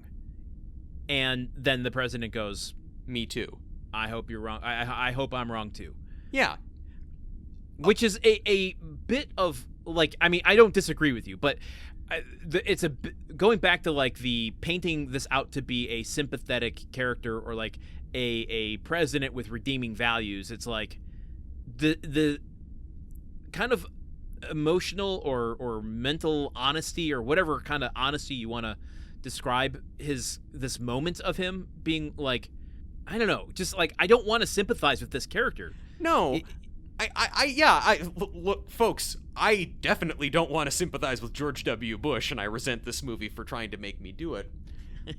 I would be willing to entertain the notion if in this moment where the president, who is suddenly committed to learning about the world and speaking and being an independent and actually saying what he truly thinks unvarnished by any message control, if he stood up there and, having done all this research over the past several months, starts to talk about the many ways that decades of American foreign policy has destabilized the Middle East, thereby contributing to the current state of chaos and disorder, that would be a somewhat revolutionary, that would be a very revolutionary point for a president to make on TV. That would be something kind of interesting to be saying in 2006 and showing to audiences in movie theaters. That goes a lot deeper than lol, the president is dumb. If it's I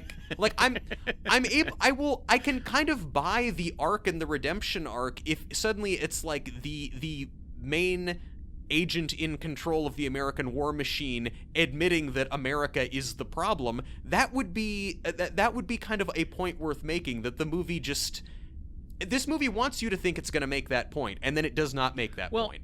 Let's examine, because there's a big part of this that we aren't considering in talking about this. I mean, it doesn't negate anything you just said, but just to further illustrate the various moving parts that this movie's trying to engage with, let's go to the Omer side of things and talk about the terrorist cell that is trying to plot to take the president down.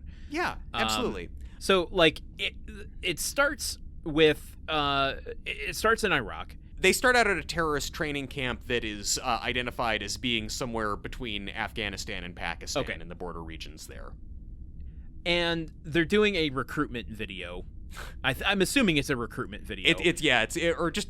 Those training camp videos they would show on TV a lot in like 2002. Yeah. Boy, it sucked back then. Omer is,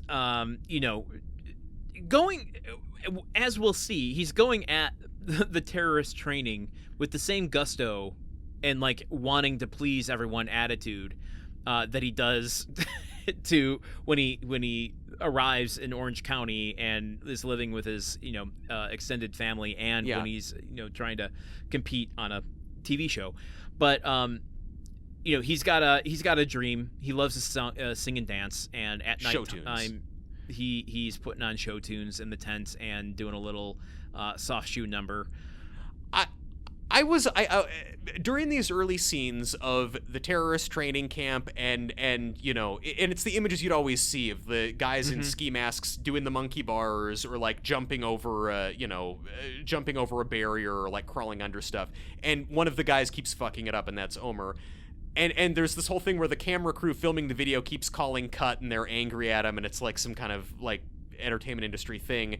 These early scenes, I'm watching this and thinking like, oh god, are we just gonna get like a bunch of like SNL audition packet sketches about what life in the terrorist training camp is like? Because I don't know.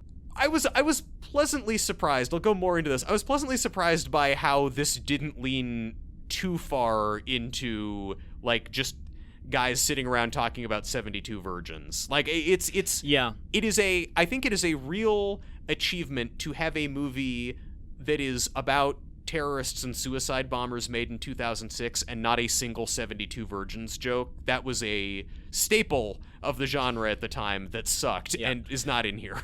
Well, let's just set this up, and then we'll go into some more of these scenes so that we can illustrate those points. But essentially, Omer is not good at this, and so they see him as a liability. They're going to send him to America to just get him out of the way. Yeah, just be in a sleeper cell, wait for us to contact you to tell you what to do. But we get a line, that Omer isn't privy to, that like it's a sleeper cell that's never going to come. Like they're sending him away to just never use him. Like he's going to be asleep. Yes. Yeah. Basically. Honestly, I wish that I sucked so bad at my job that I got assigned to just go hang out at a nice house in Orange County and hang out at the mall. I mean, this sounds great to me. And And so he goes to stay with some extended family, his cousins and aunts in Orange County, and through some just kind of shenanigans that we can go into in more detail, his singing and dancing. He has a cousin that wants to get into the American Dreamz, and he is inviting the producer over to audition for him. He's not home, and so Omer is there, and he's the one that auditions and gets it. So that's how he becomes a contestant on American Dreamz. Yes. We can go into any of these scenes that you want to in just a second. But yeah, once the original terrorist cell sees that Omer now has an opportunity to basically shake hands with the president on live TV, suddenly he becomes more of an asset to them. Not more of an asset, the asset to them for this bomb delivery system. Yeah, and so a bunch of them, Yeah, so they send out these new agents to guide him through how it's going to transpire, bring the bomb materials to him, and like, here's the plan, here's your part in it, this is what you do. We're basically going to build a suicide bomber vest at the finale, hide it in the bathroom stall, you put it on before you perform. When the president comes up to shake your hand, kablooey, you blow yourself up. And they tell him it's a pretty small bomb. It's just going to kill you and the president. And so that's just the kind of overview of what happens with the terrorist stuff. Yeah. Let's go into more detail about how you feel it's being represented. I have a few thoughts as well, but like this is the reason I wanted to go through that is like that is also part and parcel of what it's examining in terms of this political commentary with the president stuff that we just talked about. Sure. Yeah. I mean, I think that Omer is arguably the only character in this movie who actually has something resembling an arc. He is the most, I think, fleshed out character. I mean, look. I would argue that Chris Klein has an arc, but he's not fleshed out. No, he's not fleshed out. We will get to him. Omer, I think. So the movie has more affection for Omer than almost anyone else. He's portrayed as a good person who wants to do right. He's honest and forthcoming, good to the people around him. The whole reason he's at the terrorist training camp in the first place, the whole reason he signed up to be a terrorist, is because his mother was killed by American bombs. She was an innocent civilian who was killed in an American bombing campaign. And I mean, I have really been going against this movie for not being as edgy as it thinks it is, but that's actually a pretty interesting concept to have in this movie that is not really, doesn't have a lot of arrows pointed at it, but like, yeah. I have a question for you about that. Omer has a legitimate beef with America. I totally get it. I would hate America. Well, I mean, I already do kind of hate America, but I would really hate America if they killed my mom. Like, and that's more characterization that a lot of suicide bomber characters in a comedy movie at this point in time would get. I have a question about that, though, because I don't 100% get the sense that it's Omer's beef. He acknowledges it and even states that that's why he's there, but just like the president is being puppeted by Willem Dafoe, there's this kind of head terrorist that seems to be kind of pulling the strings a little bit of Omer, and once he realizes he's not of utility to him, that's when he sends him away. But like in the tent, when Omer is like, all he wants to do is sing and dance, and the terrorist comes in there, and to me, like the other terrorist is the one that, and God, I hate calling him by that term, but like that's what the movie calls him. He's the one that's like, aren't you angry? Your mom, he's the one that delivers all that information. It's not like Omer is sitting there brooding and stewing about it. It's like, it almost feels like he recruited him because of those reasons, and then he's trying to motivate Omer through those reasons. But I don't get the sense that Omer himself is really holding that in his heart. Yeah, it's never really, I would agree. I mean, it seems like the main way, like Omer tells this guy in this same scene that the reason he's so into these old show tunes is because his mom was into them, and that singing and dancing to show tunes is how he connects with his mother, which is, again, a really like just humane and kind of thoughtful portrayal of this guy who is occupying what would otherwise be a throwaway stock character in a movie at this point in time. Yeah. And I also think that this idea of, he was manipulated or cajoled into this by this other guy and recruited into this, that would be a really interesting thing to explore, that he's also a puppet of something. It is also an interesting commentary on the way that extremist groups recruit wayward, angry young men to do their bidding. Like, a lot of stuff left on the table. Well, okay, let's go into some potentially dicey territory here.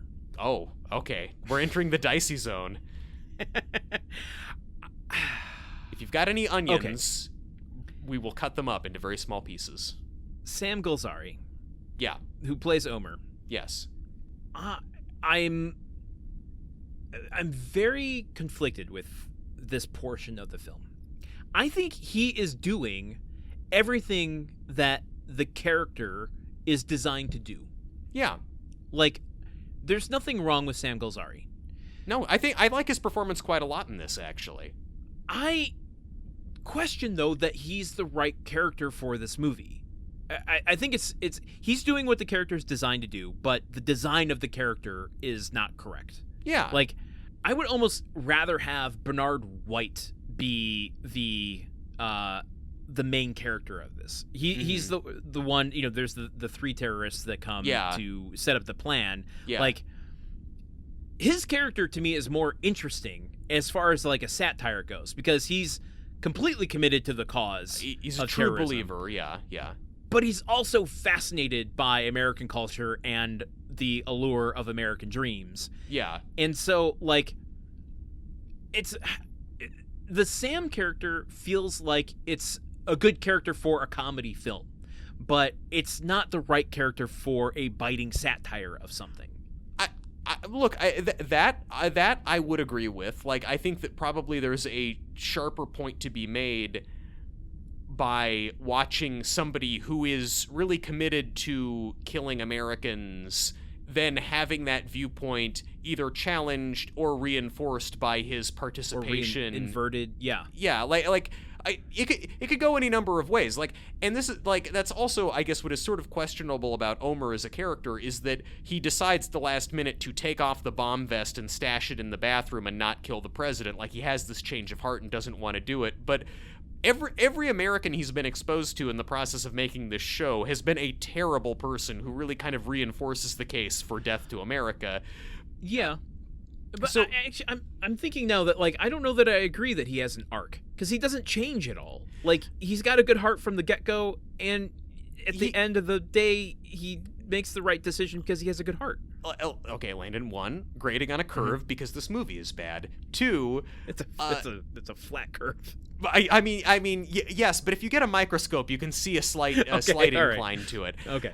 He, like, it's weak sauce, but he starts the movie wanting to do a bombing, or he starts the movie at least committing to do terrorism and do a bombing. He is, throughout the movie, taking steps toward accomplishing that goal in concert with his handlers. His goal remains the same, and then at the end, he decides not to do the bombing. There is just more consistency, beginning, middle, and end to that than Mandy Moore's character, who basically just does the same bit in every scene of being really cynical. Hugh Grant's character, who just breezes into every scene, says shitty things and leaves, and sometimes is falling in love with Mandy Moore, other times not. Like, his story, at least, you can kind of track and follow, and his actions in one scene make sense in relation to his actions in the prior scene. Okay, yeah. I'm Paula Abdul. I'm being very, very fair. kind. And this is the only part of the movie you're being kind to. So, okay, yeah.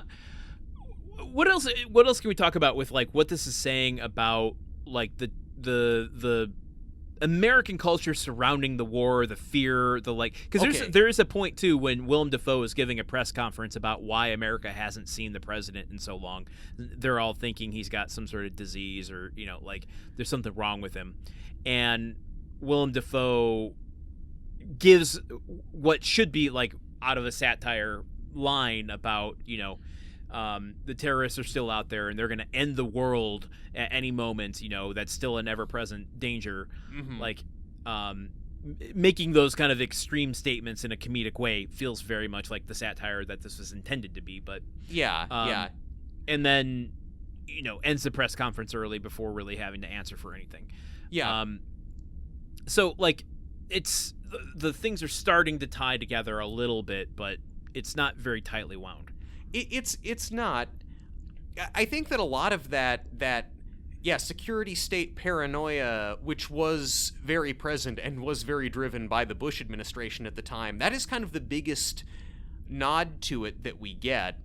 And look, I think one of the biggest bright spots as it pertains to American culture at the time and what was going on in society at the time, a thing that I have to give snaps to this movie for is for a comedy from 2006. It's shocking how not racist it is.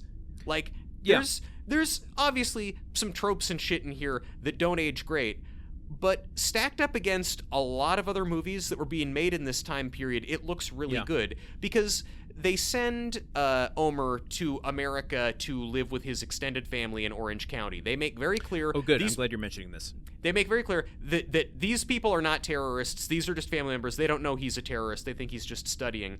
And so... Let me interject right there that on the commentary, Paul Weitz specifically made mention that, like, from moment one, he wanted to make that family just be as normal as possible. Look, Paul Weitz, this movie sucks, but God bless you, man. For, like, this is really good that he did this, because it's just his aunt and uncle and then his two cousins. They are just, they are wealthy Middle Eastern immigrants living in Orange County. They are friendly, normal people. They've integrated into, he wants the cousin wants to be on American Dreamz and has the kind of everyday delusions of a teenage kid who thinks he could be on TV. And he's not a very good singer, but he's in his basement singing to a mirror every night with, like, I've got this. This is gonna happen. He's as delusional as Mandy Moore, just without the talent. Yes, absolutely. And he also is very much coded as gay, and his parents are, like, fine and accepting about that. And Omer's female cousin, who's about the same age as the other one, she just loves going to the mall and hanging out at the mall. And also in a deleted scene, she talks about how their family donates lots of money to charity through their mosque. So it's, like, established, these are observant Muslims living in the United States. They're just normal people. Their kids like going to the mall and watching reality TV. And it was just there. Another thing from this era was there was just a lot of really unhinged shit being put out in culture about Muslims and Middle Eastern people. So this is a little oasis in this movie, that there are a lot of, like, the majority of the Middle Eastern characters who show up on screen in this movie are just regular people, and there are a few terrorists sprinkled in, which I mean that still is probably serving a lot of the Bush administration's worst impulses to say, there's some terrorists sprinkled in with the good ones, so we have to be mean to all of them. That said, the trio of terrorists that come over to help Omer with this final plan, they give one of them, the two surrounding Bernard White have no lines. No. But one of them has some of the funniest shit in this movie that was just, like, according to the commentary, the actor brought it to, like, it wasn't written, it wasn't given a direction to him. Nice. Just two moments in particular I want to call out. They're in the hot tub. They're in a jacuzzi and telling Omer what the plan's going to be. Not a hot tub, a jacuzzi. A jacuzzi. And the aunt brings out suntan lotion and says, anyone want suntan lotion? And Omer says, oh, yes, thank you. And he puts a little bit on his cheeks and he hands it to Minion. I'm just going to call him Minion 1. And you're going to confuse people with a different franchise. Oh, yes, that's right. I'm sorry. Trying to build an SEO to my words. He's so obsessed with bananas. That's what makes him such a great character actor in this scene. He takes the suntan lotion from him and he starts, like, applying it to his face like it's shaving cream. Yeah, not rubbing it in. It's so thick that he has to they have to, like, cut to a closer shot of Bernard to cut him out of the frame because he's it's so distracting. But then it's so funny what he's doing that at the end of the scene they cut back to a wider shot and he's got it like on his forehead, just like a face mask of suntan lotion. Yeah. And I know it was really, really funny to me because they don't like point a finger at it. It's just a thing that's happening in the scene that I don't know, it's funny. And then well, and also just thinking about that actor at that point in time, if you're trying to make a go of it in Hollywood as a Middle Eastern guy in the early 2000s, I mean, he's just and again, he's on screen playing a terrorist here, but this guy does not get a lot of chances to just be funny and goofy and wacky, and I'm glad that within this scene he was able to bring some fun, lighthearted stuff to a role. Well, they give him something else later too, where at the final competition, as Omer is singing My Way is his final song choice. Yeah. And he's kind of hitting the crescendo. They cut to that actor in the audience, and he's not like breaking down, but just he's like staring straight, like he can't take his eyes off the performance, but his cheeks are just like streaked with tears. Like as wet, like he just took a shower. That's how much he's been crying. He's washing off all the sunscreen. Yeah, it almost feels like a Mel Brooks sight gag, just for like a 1 second joke. But I'm so glad that they did it because I don't know, that combined with the deadpan nature of that actor really sold it for me. It was good. It was good. I gotta say, Omer performing My Way actually that was kind of the biggest emotional moment for the movie for me, because this is after he has taken off the suicide vest. And the song is very much this statement that he is doing his own thing now. I mean, I don't need to explain the nuanced nature of the song My Way, but he. I was just like so happy for Omer in that moment, and also they're showing all these pictures of Omer as a baby with his mom on the screen in the background. I don't know, like it just I'm just so happy that he didn't blow up, that he gets to do his song like he wanted to. But that's not the movie we were supposed to be watching. No, like, I it's don't not. have any problem with that in and of itself, but like I don't know, like this isn't the emotional resonant movie. Like fully agree. I'm just I'm looking. I've got moments of joy trapped in bell jars, like just isolated from anything else. Taken on its own individually, yes, I like this for Omer. It does not serve the greater purpose of satire in this movie. No. Well, okay. Then I want to pivot for a second and talk about something that does serve the satire in this film, and I think it's in that light of what this film is trying to do, what it could have been. I think the performance that is best serving that mode is Chris Klein. Yep. Which is shocking to me because I mean, Chris Klein up to this point was a specific kind of actor. Yes. I am a huge fan of Election. Yes. In Election and American Pie, he has a similar sort of character type, which is a kind of naive do-gooder that is just trying to like find his way in the world. Well, because I very publicly have not seen this movie. What's his deal in American Pie? He is like, well, the premise of American Pie. It's a bunch of that you should best try friends in high that school having sex is cool. Yeah. to get laid before they graduate. Yeah. And so he's the one that like has a long-term girlfriend in that. He's dating Mina Savari. Gotcha. Like they have the conversations a number of times about like, do they want to do it? Are they ready for it? He's trying to become a better person. Like he joins the Glee Club and he's singing and like, but he's got this kind of like very, as I said, naive way of looking at the world. So going into this film, it was kind of a shock because it's the exact opposite. He is very, I wouldn't say naive, but like he becomes very cynical. He becomes like he wants to be part of the machinations that Mandy Moore is scheming. Yeah. He wants to be cutthroat. He's very impulsive, which is not something that he's played in other films. Like, doesn't work for him in this movie. I mean, it doesn't work for his character. Doesn't work for his character. That's what I mean.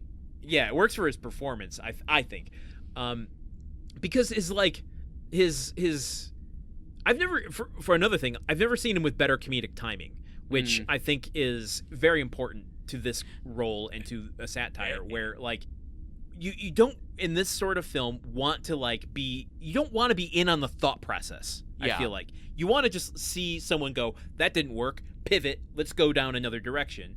And I feel like that's what he does here. He's like, I'm excited, you're hitting your dreams, I just got made assistant manager of plumbing, like we're making this. And she's like, I don't think so, I think we should break up. And suddenly he's like, what?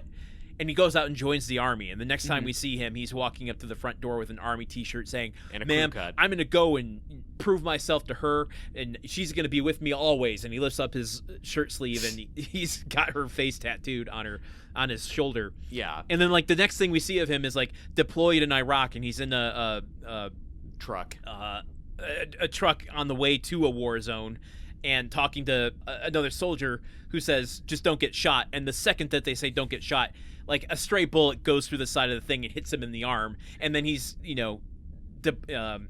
dispatched back home with a war injury that he never actually fought for.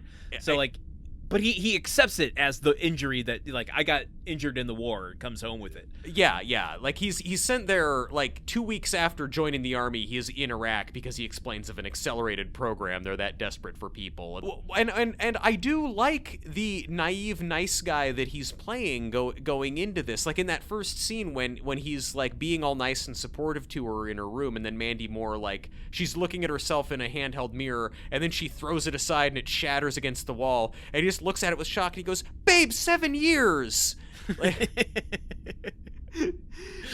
But this innocent, naive guy kind of at the center of all this, which seems to be what they're building him up to, it falls apart though as it goes on, because he's just so happy to just sign on with whatever machinations everybody else is doing, and so it's like half the time he's kind of in the muck as much as the rest of the characters. Yeah, I don't know that I agree with that. I think he's the only one. Actually, it just kind of painted something out for me where, like, satires, the characters need to be dragged along by the plot points, of what the movie's trying to create. Yeah. And I feel like you don't agree with that. So I don't know. I've been thinking about whether I agree with that or not. I think there's other satires that have much better. That still feel like they're character driven, but it's like the things that drive the characters and motivate the character. Like, the characters are driven and motivated by the fucked up world that we're satirizing that they live in. I think of a movie like In the Loop. In the Loop, I think, is one example of that, where, like, that is a movie that is satirizing the diplomatic and governmental processes that led us into the Iraq War, and misinformation getting bandied about, and this consensus emerging among policymakers that we have to get into this pointless war, and all of the characters who are engaged in either trying to... That movie is about, like, mid-level diplomatic staffers who are either trying to get the war to happen or keep the war from happening. All the characters in that have, like, a personality and, like, a worldview and shit, and it's just... That personality is warped by the worldview, which is also warped, and all of that is just informed by the kind of crazy world that they're living in. Like, each of those characters is kind of notable in their own way and not just kind of being dragged along by whatever point needs to be made, which I feel is more the case here. Well, yeah, I don't know that I agree with that. I kind of feel like In the Loop and movies of those sorts is like a sort of fatalism. Yeah. Played for farce. Like, yes, it's a farce. What's gonna happen is gonna happen, and you can have deep and complex characters within that, or complex worldviews within that, but, like, it's a reactive world as opposed to a proactive world where the characters are affecting the storyline as opposed to being affected by the storyline. Yeah, okay. Does that make sense? And this film, I feel like, falls a little bit more in the, like, the Omer story. It's trying to affect the storyline, whereas, like, the end of this movie should have been a foregone conclusion, and the chaos that ensues this movie should have been people trying to stop it, becoming aware of it, becoming ignorant, or staying ignorant of it, but it always leading to the same point, and that being the comment on, like, the things we do, stemming out from the result. That I'll fully give you. Yes, I agree with you there. For a movie that is about show business, that is about putting on a show, that is about a competition type show, this should be just more chaotic and farcical all over the place, and it doesn't really do that. So, but in that light, though, I think the Chris Klein character is the only one who kind of falls into that rhythm where it's like he might start out nice, but then like the more he progresses, the more cynical he becomes, the more impulsive he becomes, the more nihilistic he becomes, and like he is, by the end of this, he is serving the ultimate point of the movie rather than like having any kind of character arc. It's a satire arc. I don't know how else to explain that. Like the degradation of the pursuit of fame and what it does to those around you. Yeah. Like, if that's what this movie's trying to say, his character is the one that really exemplifies how that can go awry. And, like, his love turns into an obsession. His obsession turns into despondence and desperation. Yeah. And that is a fun thing to hang a satire on. Yes. And just for the record, kind of how things play out with him is that as Mandy Moore's character is getting bigger, he's back from the war, he's a veteran. She has enlisted the help of this agent played by Seth Meyers, who recommends to her, hey, you should get back with your veteran boyfriend, that will help your public image. The plan is then for him to propose to her on stage at the finale, but then before... in the run-up to that happening, in the run-up to them shooting, he sees her having sex with Hugh Grant in his dressing room, which sends him into such a fit of rage and despondency. He goes into the bathroom, he finds the suicide bomb that Omer has cast aside, he puts it on himself, and then during the finale of the show, when Hugh Grant and Mandy Moore are on stage, he goes out on stage, confronts them about it, and then reveals that he has a bomb. Everyone freaks out and is running out of the studio. I think the best line of the film,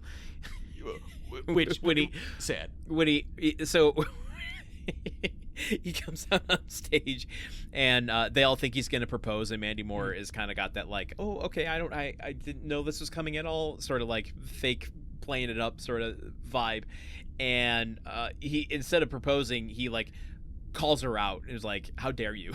Yeah. you slept with him behind my back. Anyway, it gets to the point where he tears open his shirt and he's like, I'm gonna blow us up with this bomb I found. Yeah. yeah. The notion of just a bomb lying around being like he really rolls with the punches on that one. It's like, oh, bomb here, great, perfect. That dovetails with my plan. But so there's, everyone around is reacting to this like I think Omer is trying to convince him not to do it. The president is there ordering him not to do it. And then he starts singing the American Dreamz theme song as Hugh Grant takes a camera and is moving closer and closer to him. I'm going to pause real quick because this is an important moment. And I want to illustrate one last thing that we didn't touch on with his character is that as he's become part of the storyline with Mandy Moore, he has been drawn into the gravity of vanity. So like he himself is maybe, I don't think he's like planning to become a star in and of himself, but he's like very much thinking, oh, I'm gonna be, forward thinking, I'm gonna be the husband of the star of a reality show. He's ready to play that role. He's kind of effortlessly glided into that. A supporting character on the Kardashians essentially. And yes. So, like, he's in the dressing room before air, like, telling the makeup artist what to do, like, bring out put my a little more cheekbones. shadowing on my cheeks, and cover up my mustache a little bit more. Like, yeah. He's as vain as Mandy Moore was at the beginning of this. True. And he's kind of fully emerged, or fully transformed into that monster of a character that, to me, makes sense, like, what he does at the end of this movie. Like, it is shocking what happens, but doesn't feel untrue to what it kind of transpired with him leading up to it. Yes, yeah, and look, you're giving me a new perspective on this. To me, it felt very disjointed, but now, like, reflecting on it, I think the movie still did not handle his arc in a particularly cogent fashion, and, like, it could have been done better, but you're right. Like, I guess his arc is going from being the naive innocent to being kind of seduced by this world of fame. Like, he's an innocent bystander who gets sucked into it. To put it another way, like, I'm not saying in all of cinema history is his arc and his performance and everything with him, A+ material. I'm saying for the ceiling of this film, his is the A+ material that ceiling allows. Mm-hmm. Yeah, no, again, so you criticized me earlier, but it seems as though you too have placed this movie upon a curved surface to grade it. I don't even know. I don't know what surfaces are anymore. Wow, man. First numbers, now basic concepts of spatial reality. So Hugh Grant we are at the end of the season. I've lost all sense of that. Yeah, I mean, look, everyone at the end of the season of American Dreamz also seems pretty frazzled, and even more so when this happens. Hugh Grant is pushing closer and closer with the camera rig as Chris Klein's character is singing, and then Chris Klein takes a step towards the camera into the limelight. The lens of the camera presses up against the push button to explode button on his bomb vest, and he and Hugh Grant and the camera fully explode. They both die, which... Okay. Movie, I'll give it to you. I know you haven't seen American Pie. I was thinking for a second. Yeah. What the, through line is of the Weitz' career. Mm-hmm. And regardless of how someone feels about American Pie, when that movie came out, the fact that he fucked that pie was a shocking they went there moment. It's on the poster. It's in the name. Why would you assume they wouldn't go there? Well, I mean, how did the hole get there if not from a dick? As I said in the loser episode, it was like the unexpected second coming of Porky's. Did I make a joke about you saying coming in that episode? Because if not, I'd like to cash that in now. Continue, please.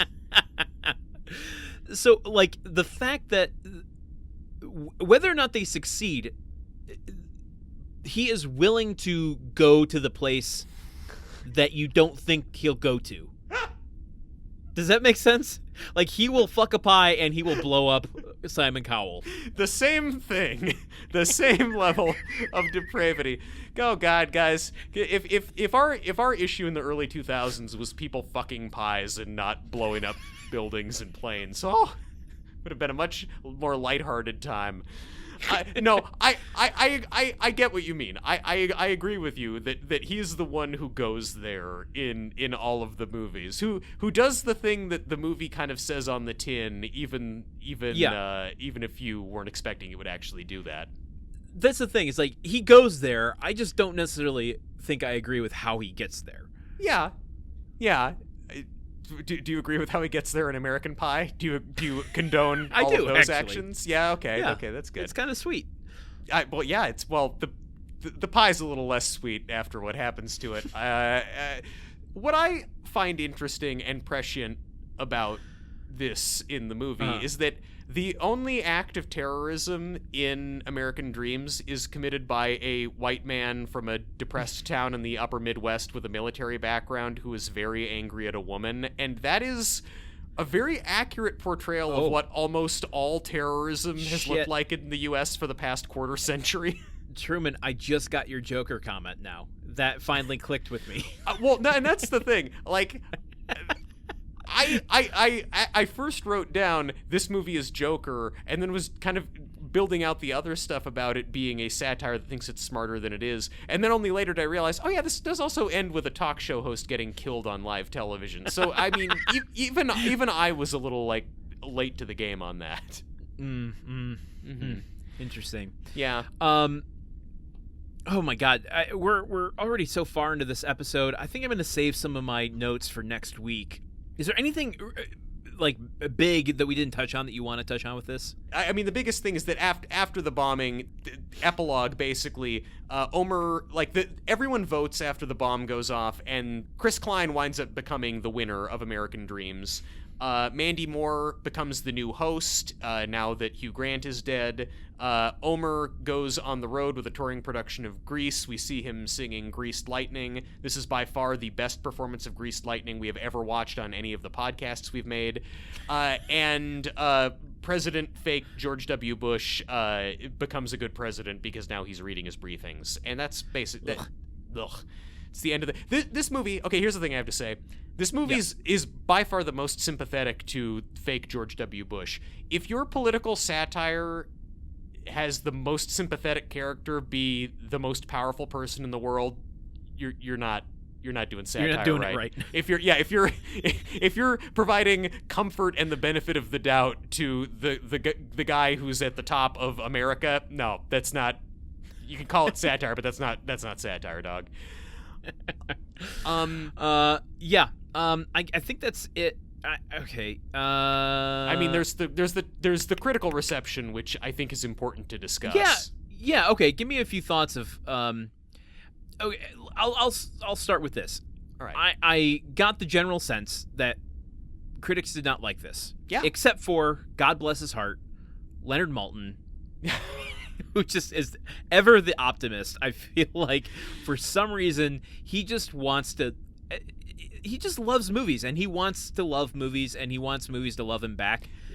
Okay, so he says, quote, Weitz holds up a mirror to American society and uses humor to help us see ourselves at our best and at our worst. When is our best in this movie? Fucking Maltin?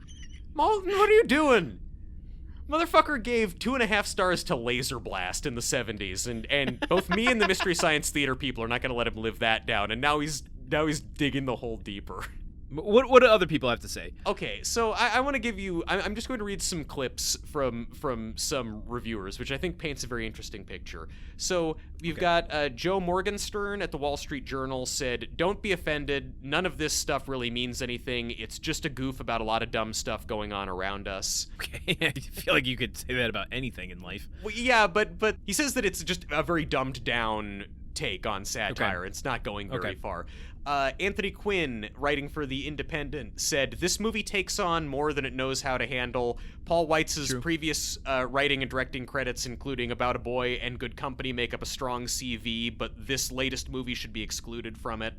The London Sunday Times said, "As a political satire, American Dreamz offers nothing new or particularly funny. I mean, have you heard the one about George W. Bush, who is clearly the model for Quaid's Joe Staton, being really dumb? Only a million times. The overriding problem here is that Weitz doesn't have much to say about his subject." Quick question. Yes. When George W. Bush was elected, how happy do you think Dan Quayle was? That suddenly there was a new dumb politician to make jokes about. It must have been a weight off his shoulders. Also, I mean, the fact that then fast forward to January 5th, 2021, Mike Pence trying to decide whether or not to overturn the election called Dan Quayle for advice, and Dan Quayle was the one who told them, "No, you shouldn't overthrow America, Mike Pence." Like that dude has had a real glow up since the late 80s. Peter Bradshaw at The Guardian said, "American Dreamz is mostly pretty feeble stuff." The BBC says, "Subtlety and sincerity go out the window in favor of crass stereotypes and easy jabs." The Washington Post called it a tediously facile satire.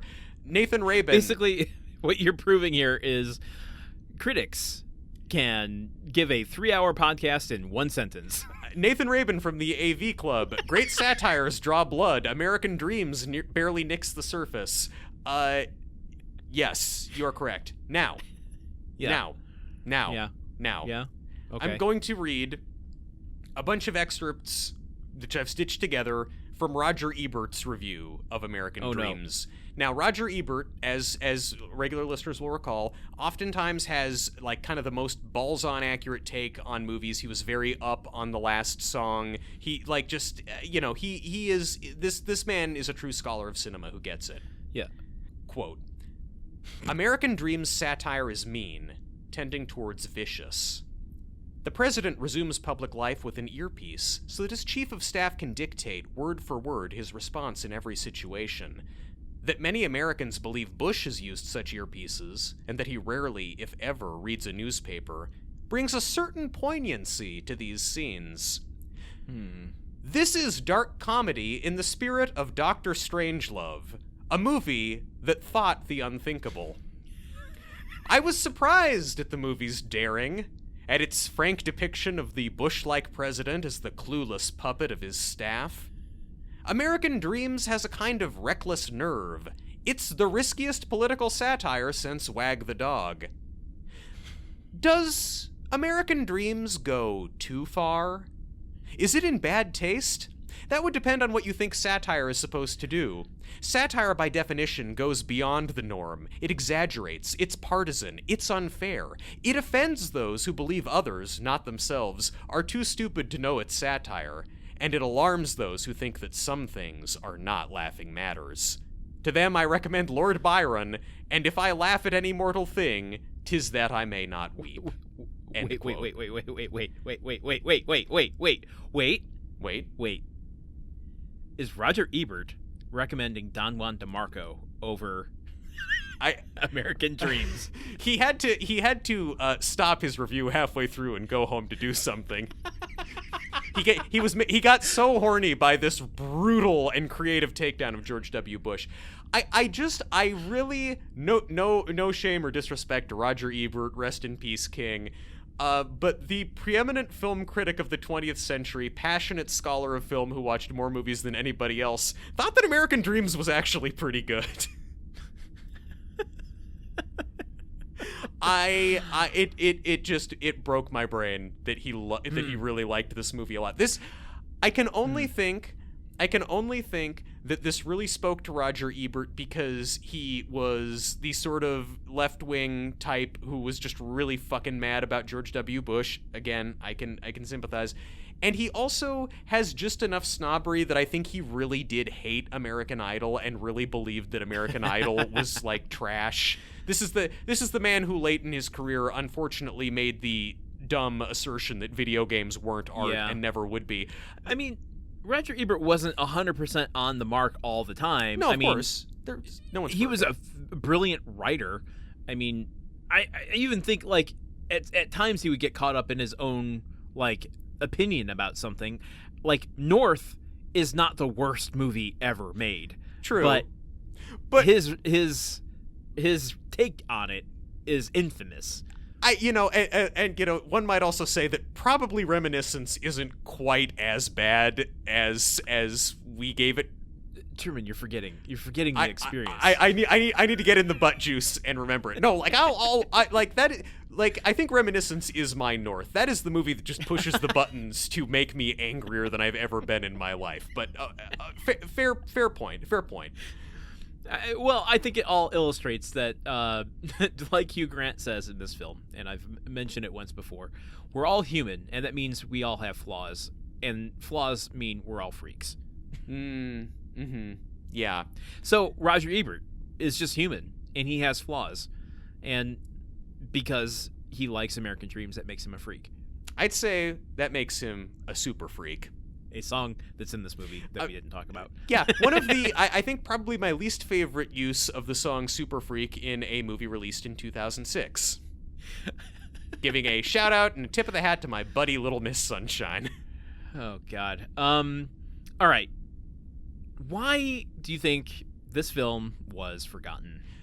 So, as I said earlier, there was a period of a few years where you couldn't make fun of America, you couldn't make fun of Bush or the military, and then once Bush got really unpopular, just this fire hose of satire and criticism came pouring out. I mean, there's kind of first out of the gate was Team America World Police, Colbert Report, then 2006. When was That's My Bush?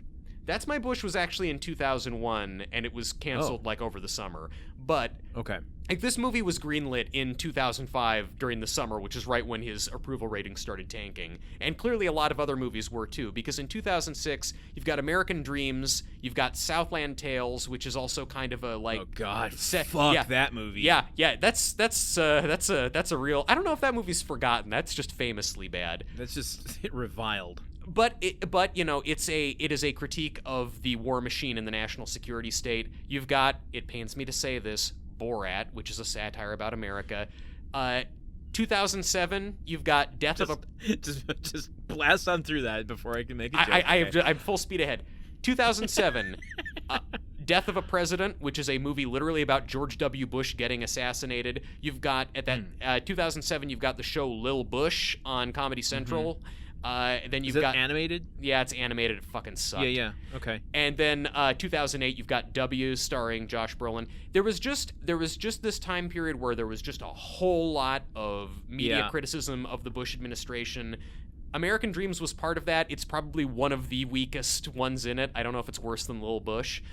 But so many other things in culture were making the points that this movie was making. They were doing it better and more incisively than this one, and it just got lost in that mix. Yeah, okay. I mean, it sounds like it was slightly ahead of the curve on that. Just slightly, but slightly ahead of the curve. Not hard-hitting enough. But also, the Colbert Report was out there, and it was like doing this work 5 nights a week for months before the movie came out. And so the ground was, that was the first wave of special forces who went into Iraq to prepare for the invasion, Yeah.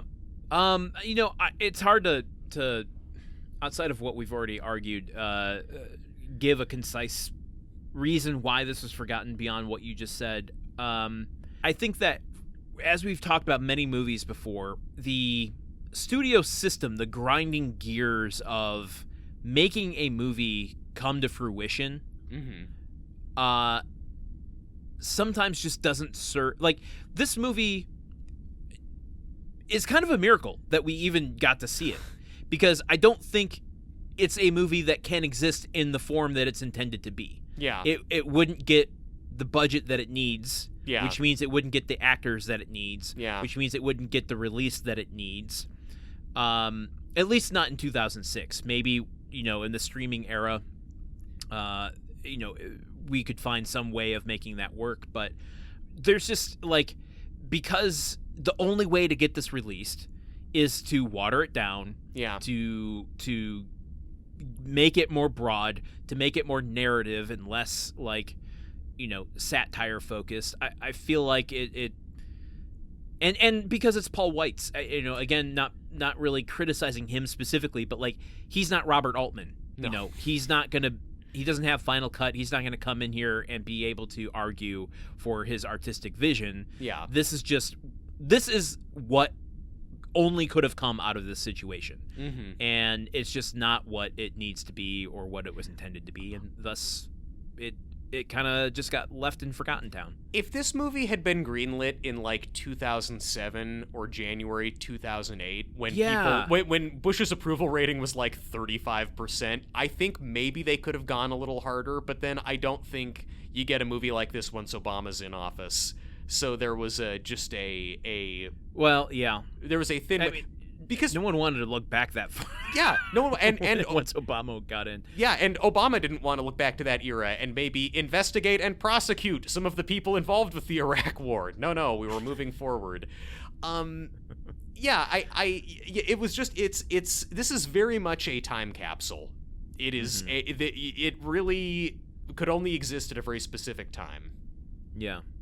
And I feel like if you open that time capsule up, it's just gonna blast you in the face with Axe body spray. Oh God, yeah. You want to wear protective goggles before you open any time capsules from 2006. And you never know. Some time capsules might have Wild Mike in them, so be extra careful. Yeah, that or a bomb. I mean, a lot of bad stuff was going on then. All right. Well, I'm gonna go slow in asking the question, because I feel like sometimes I could just sense right out the gate you're gonna answer before I can get the last word out. Should we send this back to modern memory or leave it forgotten? I don't feel like this movie offers anything that humanity needs to for the future. If I want to think about a reality TV obsessed president, there's other ways to get that in my life. What do you think? What do you think? This occupies an odd space like Loser did, where it is of academic interest in a weird way. It for that time capsule quality, I can't think of another movie that is like this. Yeah. And so there is some sort of weird cultural touchstone that it's hovering around, but it doesn't quite hit it. So like for general audiences, I'm not sending this one back, but like at least keep it in the Dewey Decimal System. That's how we categorize movies. If you're a history student writing a thesis project about the War on Terror years in the early 2000s, watch this movie. This is, I think, an important like piece of the puzzle to kind of get an idea for what folks were thinking about. If you're a person who likes good movies, or just enjoyable movies, like if you like, it's not unenjoyable, but there's so many other things you could be doing with your time. If you're a person who likes bad movies, still there's better bad movies than this one out there. Watch Southland Tales if you want. Don't do that. Don't do that. If you want to watch American Dreamz over Southland Tales. I don't know, man. If you like Southland Tales at least opens up a bigger discussion about how that director really only made Donnie Darko good by accident, and that's kind of a fun thing to think about. That I don't know. Southland Tales is one of those movies that just piss me off and put me in a bad mood. So American Dreamz doesn't do that to me. Okay, so Southland Tales is kind of a precursor to Reminiscence. Great, we've cracked it, guys. All right. Well, I guess with that, let's wrap this up, and we'll see everyone next week for Truman Caps. I have been Landen Solano. And for Landen Solano, I've been Truman Caps. If you see something, say something, everybody. All right, see you next week. Whoa! Movie Memory Machine is part of the Gruntwork Podcast Network. Join our Patreon at patreon.com/gruntworkpodcast to keep the machine running.